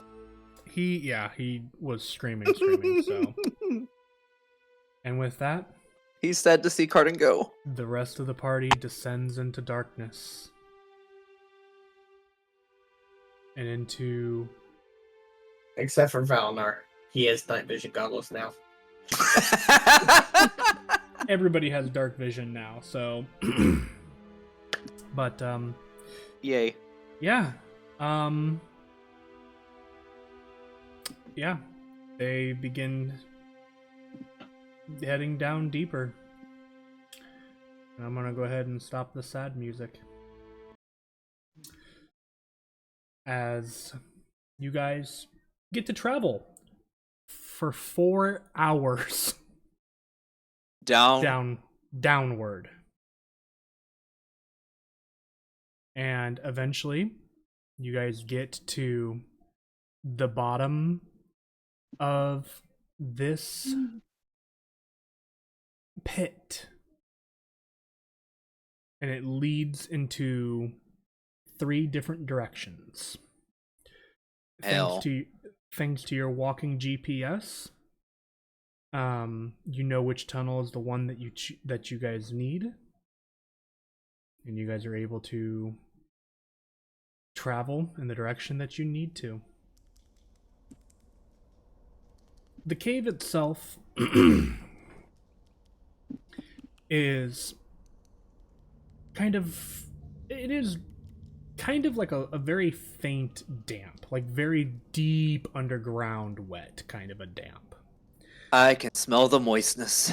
And you guys are heading down a very straight tunnel. It's not, it's pretty large. It's probably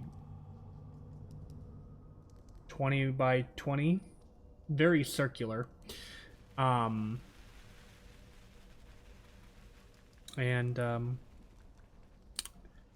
You guys have a week of downtime, or 2 weeks of downtime.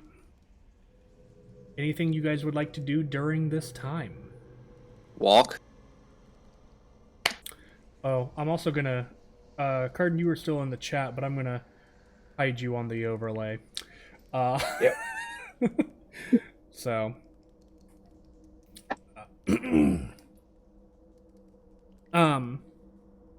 So. You guys have 2 weeks of downtime. Is there anything you would like to do while traveling? Ooh. Is it possible, since the blacksmith wasn't able to imbue my dagger with lightning, is it possible for me to attempt to do so myself?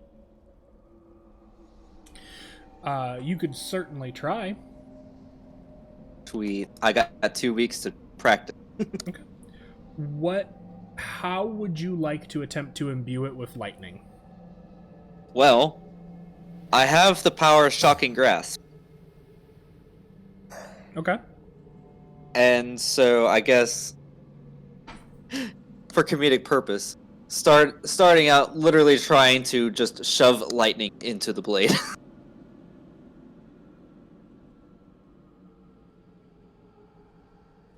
Okay. I will tell you right now, that method will not work. Yeah, that's just the first time that I tried. Yeah. It's like, okay, You never know. Shock metal. It courses through the metal. There's not much else to that. Okay.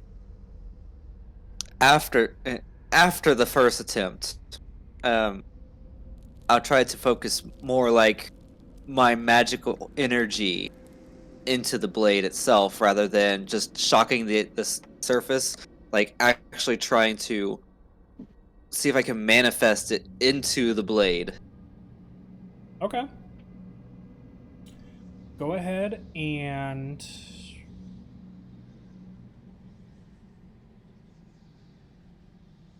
Question: are you doing this like without? Are you doing this like hidden, or are you just? I mean, whenever we stop and rest, I'm just doing it. I'm not trying to hide it from anybody. Mm-hmm. Deanoch will give you a few ideas, and Oh, okay. I was eventually gonna have to come to you to ask for help because I don't know anything about putting magic into anything. I would say for this, go ahead and make an Arcana check. Good. 23 is not terrible.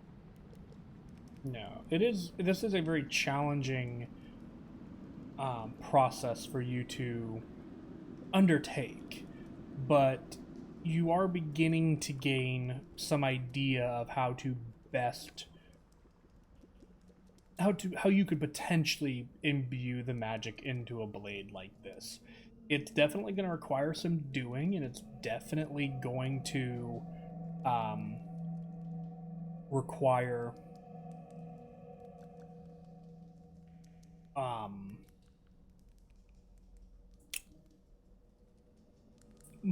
more than just one day doing.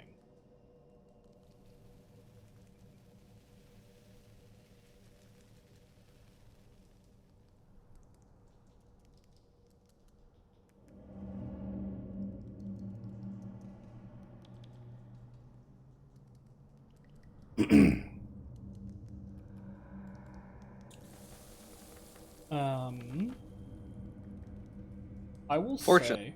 Fortunately, I got 2 weeks, so. I will say, just for the sake of these 2 weeks, go ahead and roll. We'll say 2 more Arcana checks. See what I get on the second before I decide what to do on the third. Ooh, yeah, no. no. I need to roll severity. Oh no! I was gonna inspire that shit. You're fine. You're fine. It's just a fail. It's okay, buddy. Yeah, go ahead and do the second one then. Okay, this one I'm doing with Tides of Chaos. Sure. 27. Okay. Let her rip. Roll a d100. Okay. Something good. Oh, lucky number 13. What does that one spell?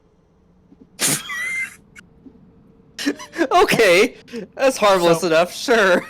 So, well, you don't get to suppress this one, remember? Right. So, these, when you use Tides of Chaos, they just happen. It's okay.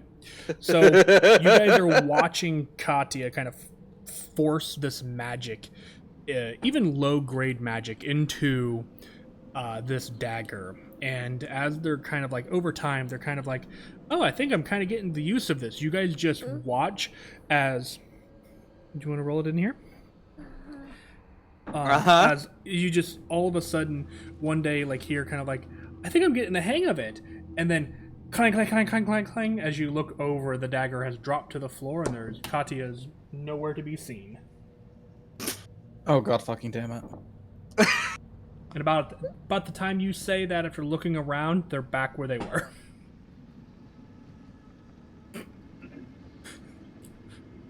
Well, what happened? Huh? What do you mean? You popped. And you went poof. Excuse me.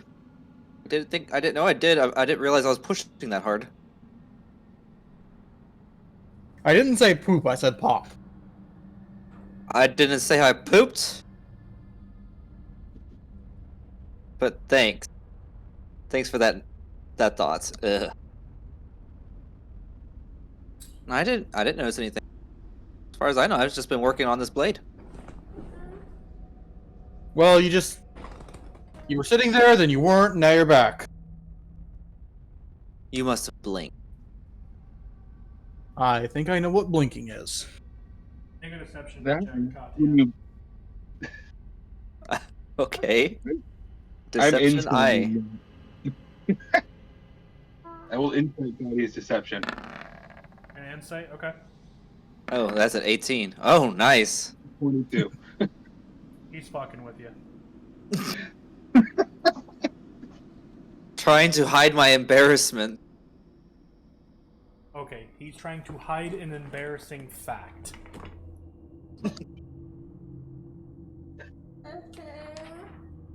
Yes, Katya. When we blink, we always hear things dropping to the floor. I didn't drop anything. Huh. You say as you look down and there's your dagger on the floor. When did I let go of that? Hmm. When you poofed. Okay. It was nothing major. Okay, it's happened several times before. We all know this happened. I was just focusing extra hard, and I guess I used a little more magic than I intended to.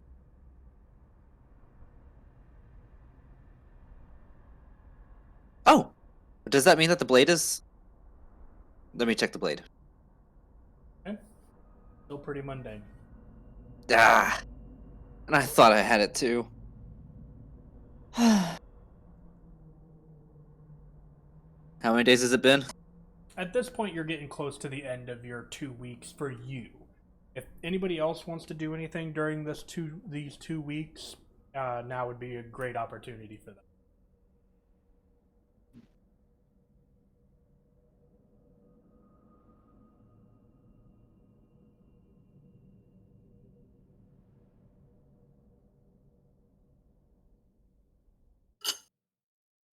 No one? Oh, one thing Valinor will do is he'll pass in that teleportation circle runes to Dinok Oh, okay. Easy enough to do. Ah, for the church. emergency. Emergency, get the hell out of Dodge runes. Well, But if we use that's for your Or- church. That's for the church. That's for like an invasion force. Yeah. Yeah, Dinok was saying more like emergency entrance. Yeah.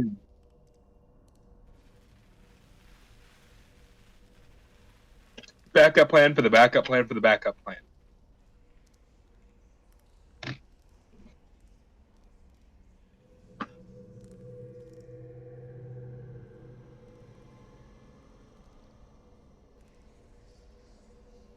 All right, give me a second. I am marking that down. Yeah, just runes. Runes for the. It'd be the main church, I believe. The Valinor Church. In Yeah, I'm Valinor just putting down sometime. Valinar's church. Okay.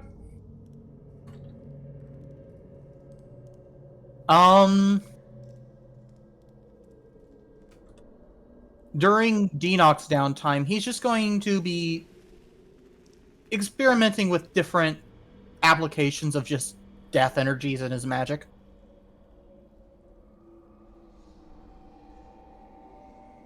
Okay. You're just playing around with it. More like trying to figure out what cure unwounds and the necrotic ulcer, if they can be better than what they are. And not just upcast better. I was quite literally just going to say, well, you discover you can upcast them.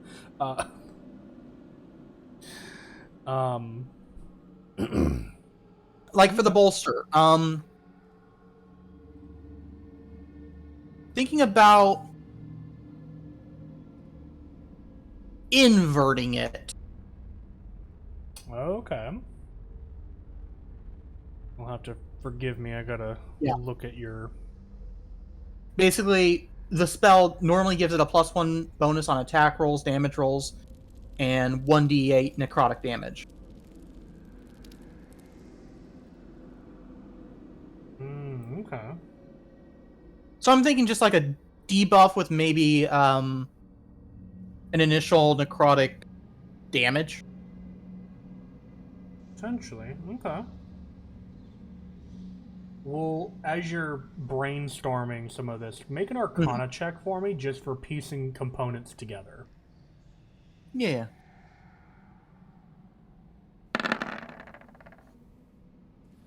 Thank God it's 15 and not 10, 15? because Okay. that 10 is a nat 1 on the roll. Let me double check something. Yes, I'm in your sheet. Don't yell at me. Okay, so it's a 4th level. Okay. You have an idea of something that could potentially work at a lower level. So it may not be as effective as you want it per se, but you have some ideas. And this will be something we talk about kind of behind the scenes. Home brewing spells. I always enjoy that for wizards. So as long as they're not broken. So. Yeah, no, I'm just trying to figure out just more death magic. Yeah. So. Oh, in case I did not make it clear, you guys do technically still have those tokens. By the way. Oh. Anything else you guys would like to do during this time? If not, I'm going to make a couple rolls.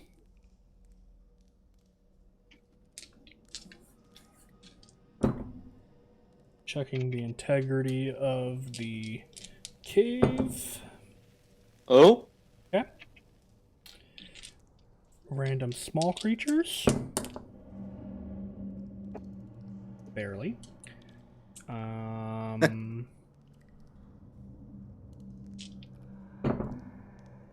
Nope.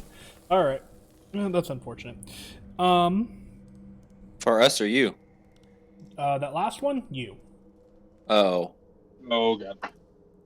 No, unfortunate for you. It would have been a good thing for you. Oh, okay. Well, potentially good thing. So, nothing really eventful happens. It is a mind-numbing travel as you see nothing but Rocks. 60 feet ahead of you. Rocks. And rocks. 120 for Katya's Rocks. exception. Yeah, double the rocks. In a gray scale. If this was an open area, you guys would be getting lost after a while. Thank God. It's like being inside of like a white room kind of a thing, where it's one of those white map rooms from Minecraft. Yeah, something like that, where it's just so mind-numbing, and like if it wasn't for D-Knock, at this point in time, yes, I know you have, Magic Bullshit Go for time, even you at times struggle to recall the time down here. Well, yeah, it's because most of my stuff is because, oh, right, it was this time when we went in.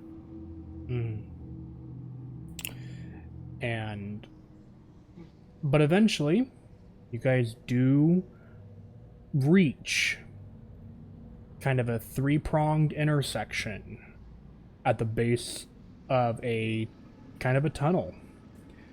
Valinar, because you have the highest perception now. There does appear to be some parts of the dirt where this kind of pit is that appears to have been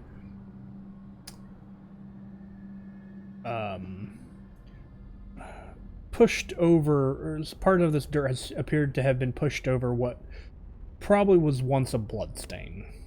Or two. Great. I'll point that out to everyone. Huh? What? I wasn't paying attention. What happened? Bloodstain, possibly. Bloodstains. He points to the dirt. There's like some. All right, that is a thing we checked out. So yes, we see things as if there's light. Huh?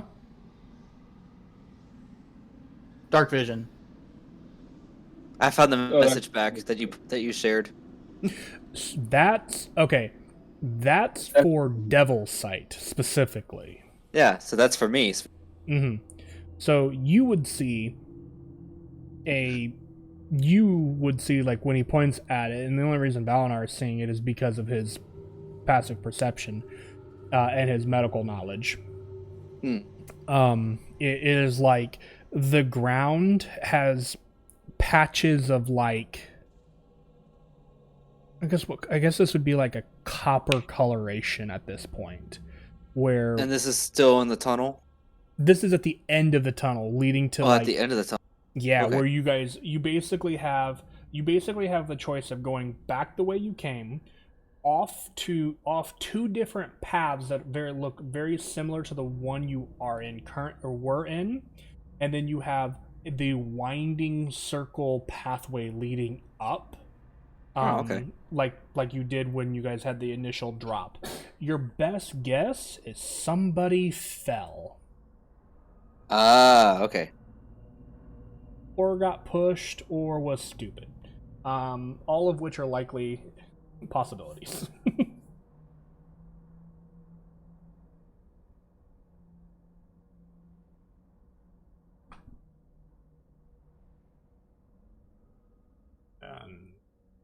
You guys decide to do what? I say we climb up the pit. Nah, it's probably better if we just take the pathway that goes up. I'd like to imagine that you say that looking up the pit and then look for your allies, and they've already walked like 40 feet ahead of you up the tunnel, up the side tunnel. Well, do we feel any fresh air coming from any of the tunnels? No.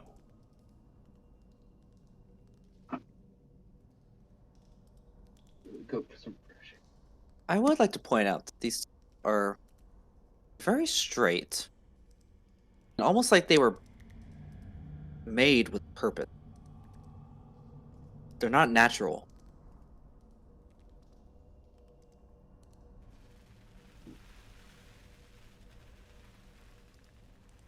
Honestly, I kind of doubted they were natural the moment we came in here. I mean, I've had 2 weeks to think about it, and I'm sure if Asta really wanted to, she could really tell us. Nobody knows stones like the dwarf.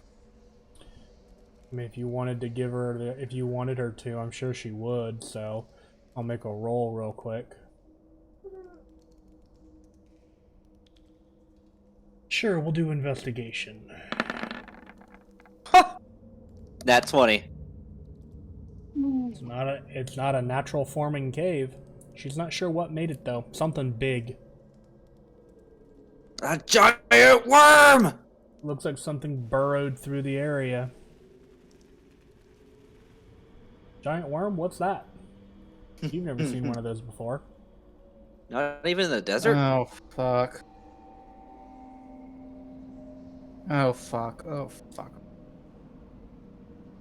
What say you we find our exit before whatever made these tunnels comes back then? Fair point. Let's start climbing. With any luck, it won't be another 4 hours going straight up. You're right. It's 5 because you're at a slope. Oh, God. That's a good fucking point. And walking up a pretty steep angle is going to burn the calves. You guys probably have to take more breaks going up than you did coming down. Did I write the degree of the angle? Doesn't look like it. Yeah, it's just... There's a slight slope to it, so because you have to move at a slower pace, it takes you 4 hours to go down, and because now you're going up, I'm going to say it adds an hour of travel. Yeah, going down a slope is, for a while, isn't good for the legs either. No, but you guys are high-level adventurers. You could also, skate for a chunk of that, potentially. Okay. So. Okay. You guys head up. Oh, you know what? Here would be something that you guys could potentially have done during this travel time. Denoc, the charge on the orb would have reset. Yeah, twice. Hmm. So we do have 2 questions we could have asked over the... Yeah. How many days total? The days of travel? Yeah, how many days have we been down here-ish? Probably really close to 14. So yeah, we would have had a total of 2 now because the charge was halfway through. Okay. So does anyone have 2 questions for the orb? I propose that one of them is asking what was inside that, behind that wall. Yeah. That would be useful to know. I mean, just out of curiosity. I was Have any kind other of thinking what the elder's plan is. That's a another good good second one. one. We also didn't get more information about the like the last time we were going to ask a question, we were looking for either the easiest way to reach the Laputa or more info on the entity that freed the necromancer.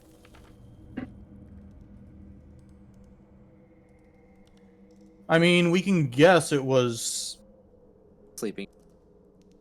either that or a demon. But yeah, Sleeping King is more. Well, I'm still curious about what was behind that wall, so we can spend the first question asking about that.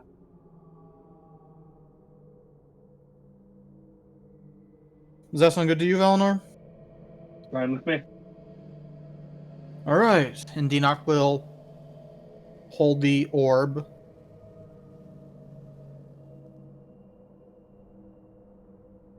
What is behind the wall that Katya ported through?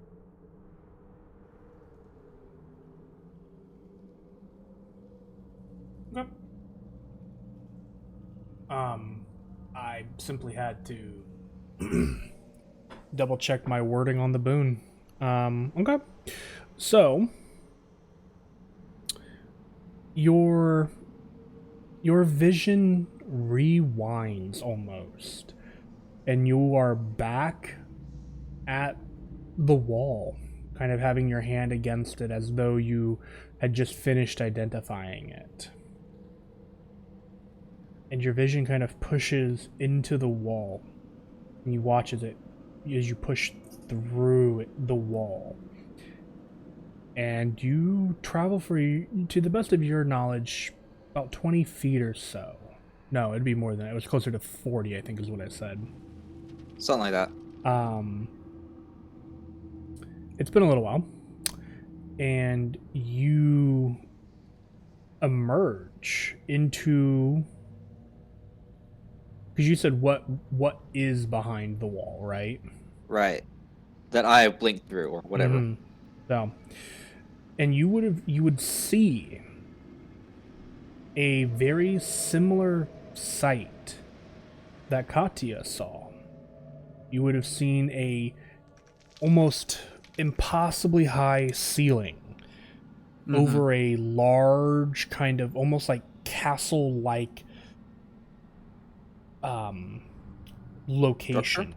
Structure with multiple like palisades and even like these large, almost like large ballistae that have like you can see the strings pulled back in this like almost arcane like, I know it'd be like an arcane like magic kind of held in place along the shaft of the ballistae, kind of aiming outward, not really in any particular direction or anything like that.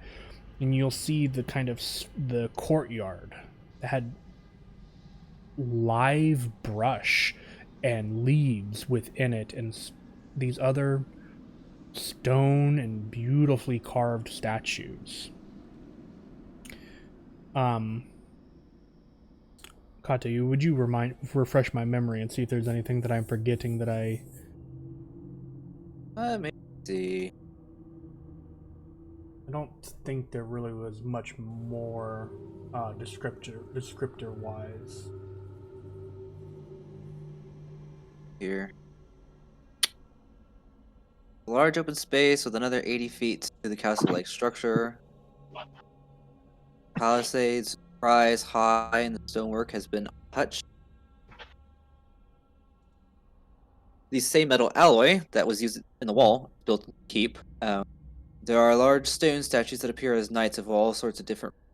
No signs of living creatures. That's when the anomaly thing came on. I started getting blasted. Okay.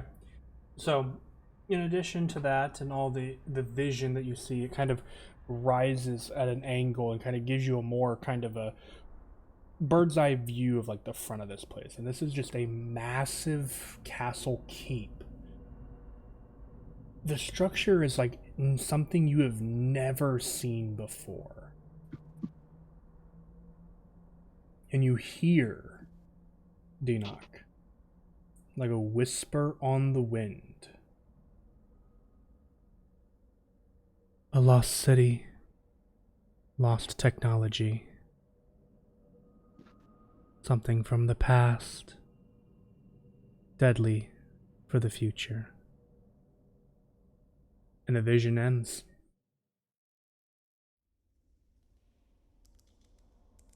Oh.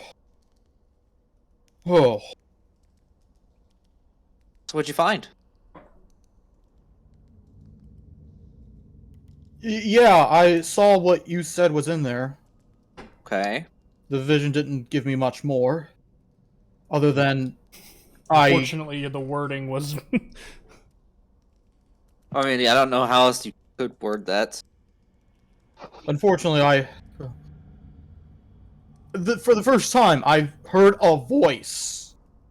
Did it say anomaly detected? Anomaly detected. No,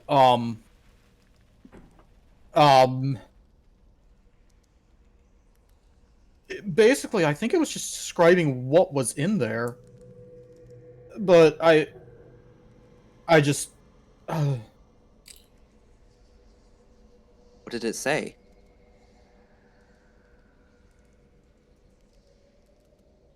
A city lost. Anomaly detected. Anomaly detected. Ooh, read out what you said, but in that voice. Oh, you wanna? Yeah, I just messing with you guys. I'm having PTSD though. Good. So, yeah, it was a city lost, technology lost or from the past, like, and then like danger for the future.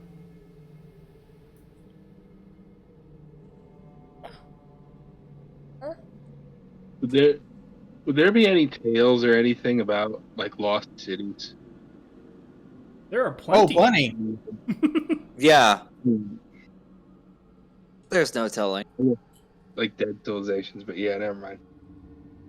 For all we know, this would have been built like millennia pre-rise.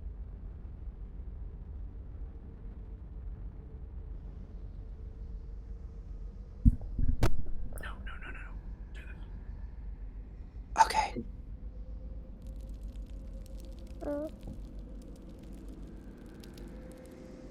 The little rip wants to DM for a little bit.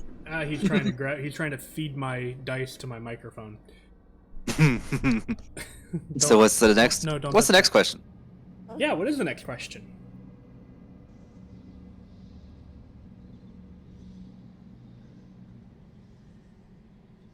I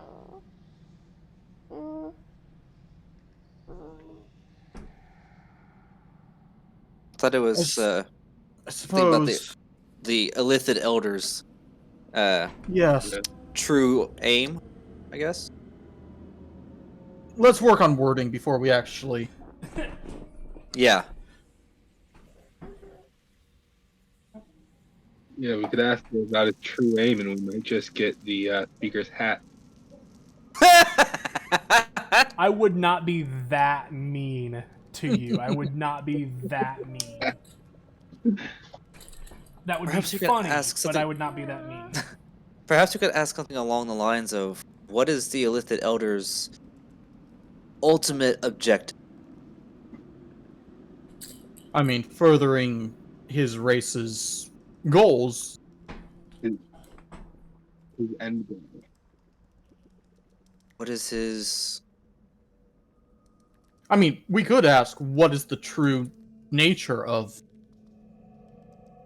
The Illithid Elder. That might be a better way to put it. Obviously, we can guess at his motives. Maybe his motives are too much for us to understand, but if we ask about his true nature, we will at least be able to tell what his alignment is. Not only that, but maybe learn what exactly he looks like. Probably another squid face. Well, if they had that freak of ungodly nature, who knows what else is there? Probably even more eldritch horrors.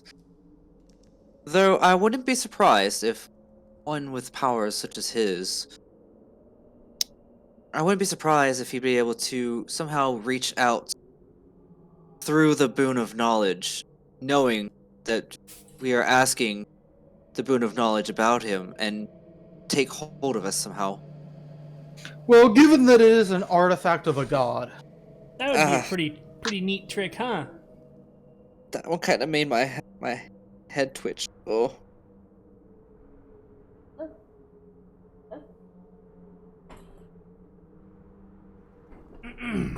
You ever wonder if,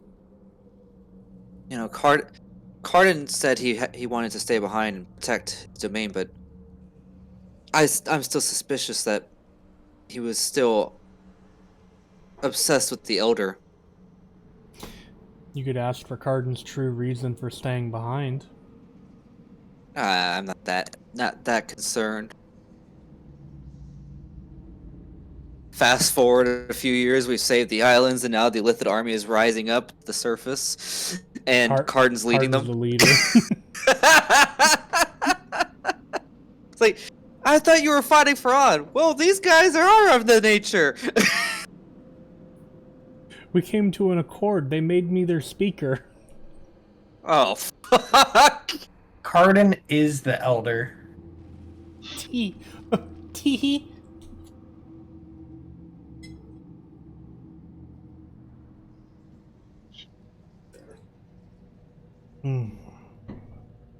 So what are we asking? Shh, it's okay, bub. If you don't As have I another said- question, we can take some time and think about it. And we can get back to it next week. well, again, Denock is thinking, true nature kind of covers what he's interested in. Whoa. Okay. It was a gate shutting, don't worry about it. Okay. Are you wanting to gather, what is your intent behind, that phrase of questioning? I know nothing about this elder. I want to know what I can. Ow. Because I'm worried about the elves. Okay. So you're wanting to know, his plan or his intent? Or why he's enslaving people, or they're enslaving people? It doesn't really matter. But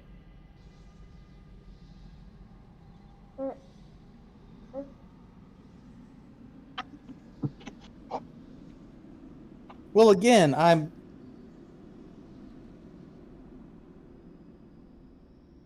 kind of asking, what the fuck is he? okay. He's the sleeping king. You get a vision of Torben. No, I'm kidding. Oh god, no! That would be horrible. Denock throws the orb to the ground. Fuck this place! It shatters. Okay.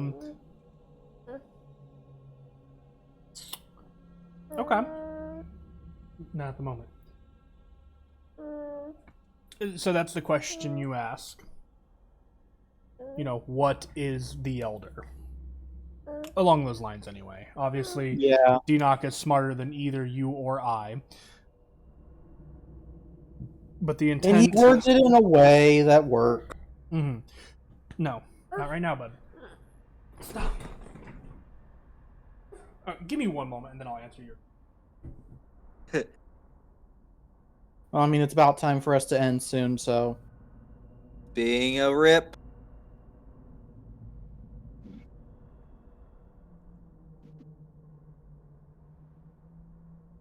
I want to know about this elder guy. Okay. So,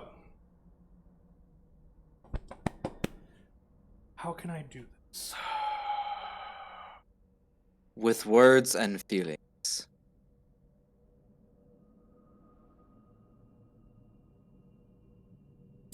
Okay, so.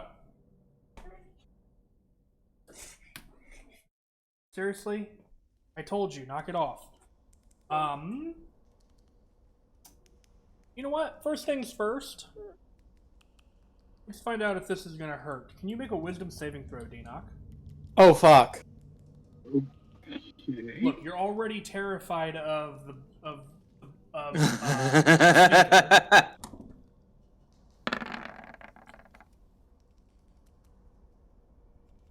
11. Okay. Hold on. Hold up. Wait a minute. Burning my inspiration for this. Yeah? Deanoch stealing himself.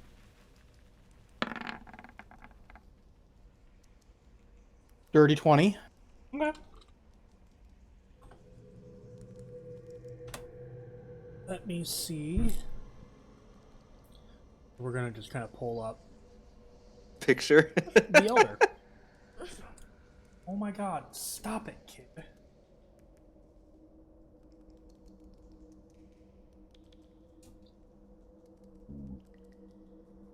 Okay. Let me see if I can very quickly. Okay, it's not. Of course not. Faster now. Get the fuck off my desk. Oh! I hope you're talking to a bug there. Huh? Huh? What do you want?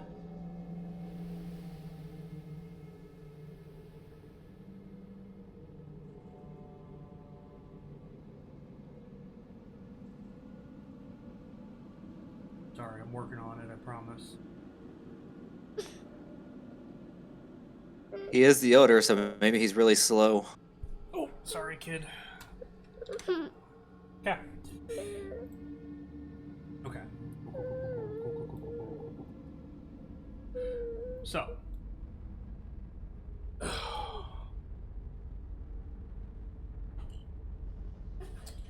You rolled a Drooling 20. in anticipation. You rolled a 20. Yeah. You succeed. Barely. Okay. So I'm glad I inspired. The creature that is the Elder is something beyond your current comprehension. It is a creature from the void, as is the Illithid and other creatures that you have met prior. In a very quick vision of what this elder would be.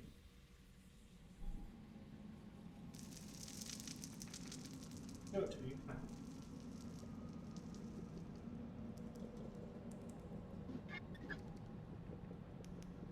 Oh god. Fantastic. This effectively giant brain in a vat of oozing Oh and my pus God. and liquid. It's Mother That- Brain. That kind of just that has these kind of like dark black, almost inky like tendrils that it uses to reach out when it needs something.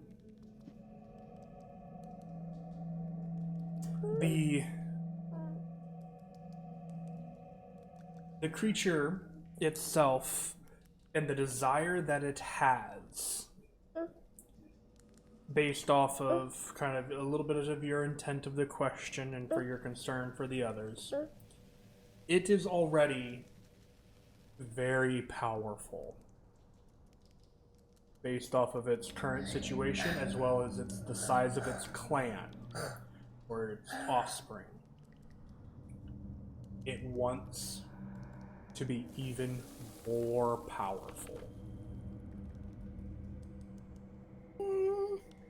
And there is a way to do it. You get the sense through this vision that the elder knows a way. Doesn't tell you the way. And your vision ends.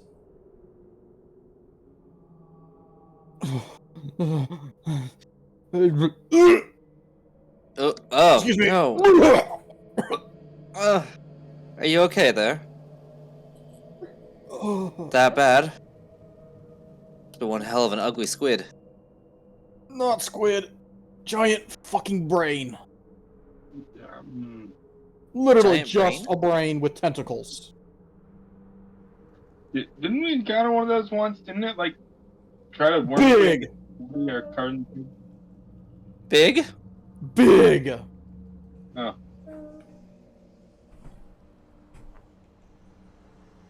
The small Like- one was bad enough. yeah.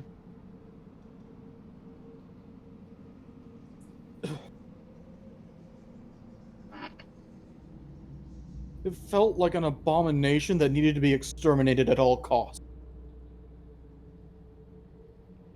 Say that again, I'm sorry. Deanox said it felt like an abomination that needed to be exterminated at all costs. You're welcome to go back.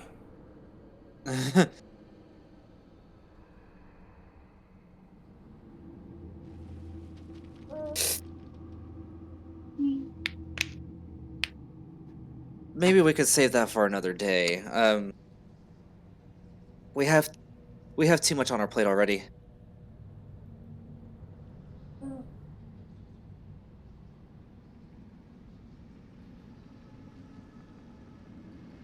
Well then, as you guys have this moment of conflicted horror, as you guys spent a little bit longer in the tunnels, as you one moment, as you guys begin to head up the ramp into a new city or a new outpost, hopefully. We're gonna end the session there for the night. Shh.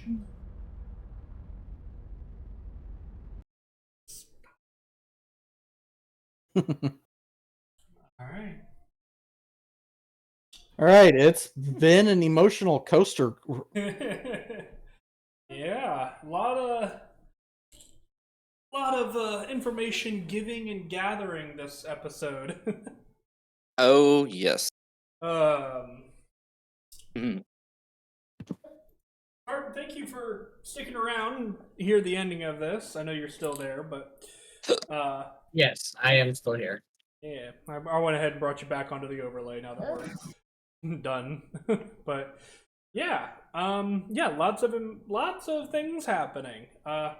I don't know if you guys were listening, but I hope the music I used for that scene with Carden was It was helpful. excellent. Right. Yep.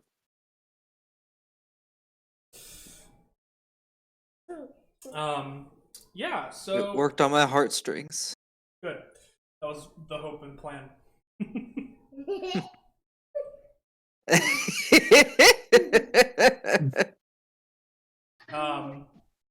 You stop that. And we'll hope to kind of continue this next week. Hopefully Asta is feeling better next week, and I do hope that we don't have to have Blind sitting out for an hour. So. But thank you guys so much for joining us. Hopefully you guys have a good night, and that you guys enjoy your weekend, because I know it's going to be fun. Indeed. All right. So long and goodbye. Can you tell them goodbye? Not Or yo. Are you just gonna wave? You're not gonna say it this time? All right. Bye, all. Bye. See y'all next time.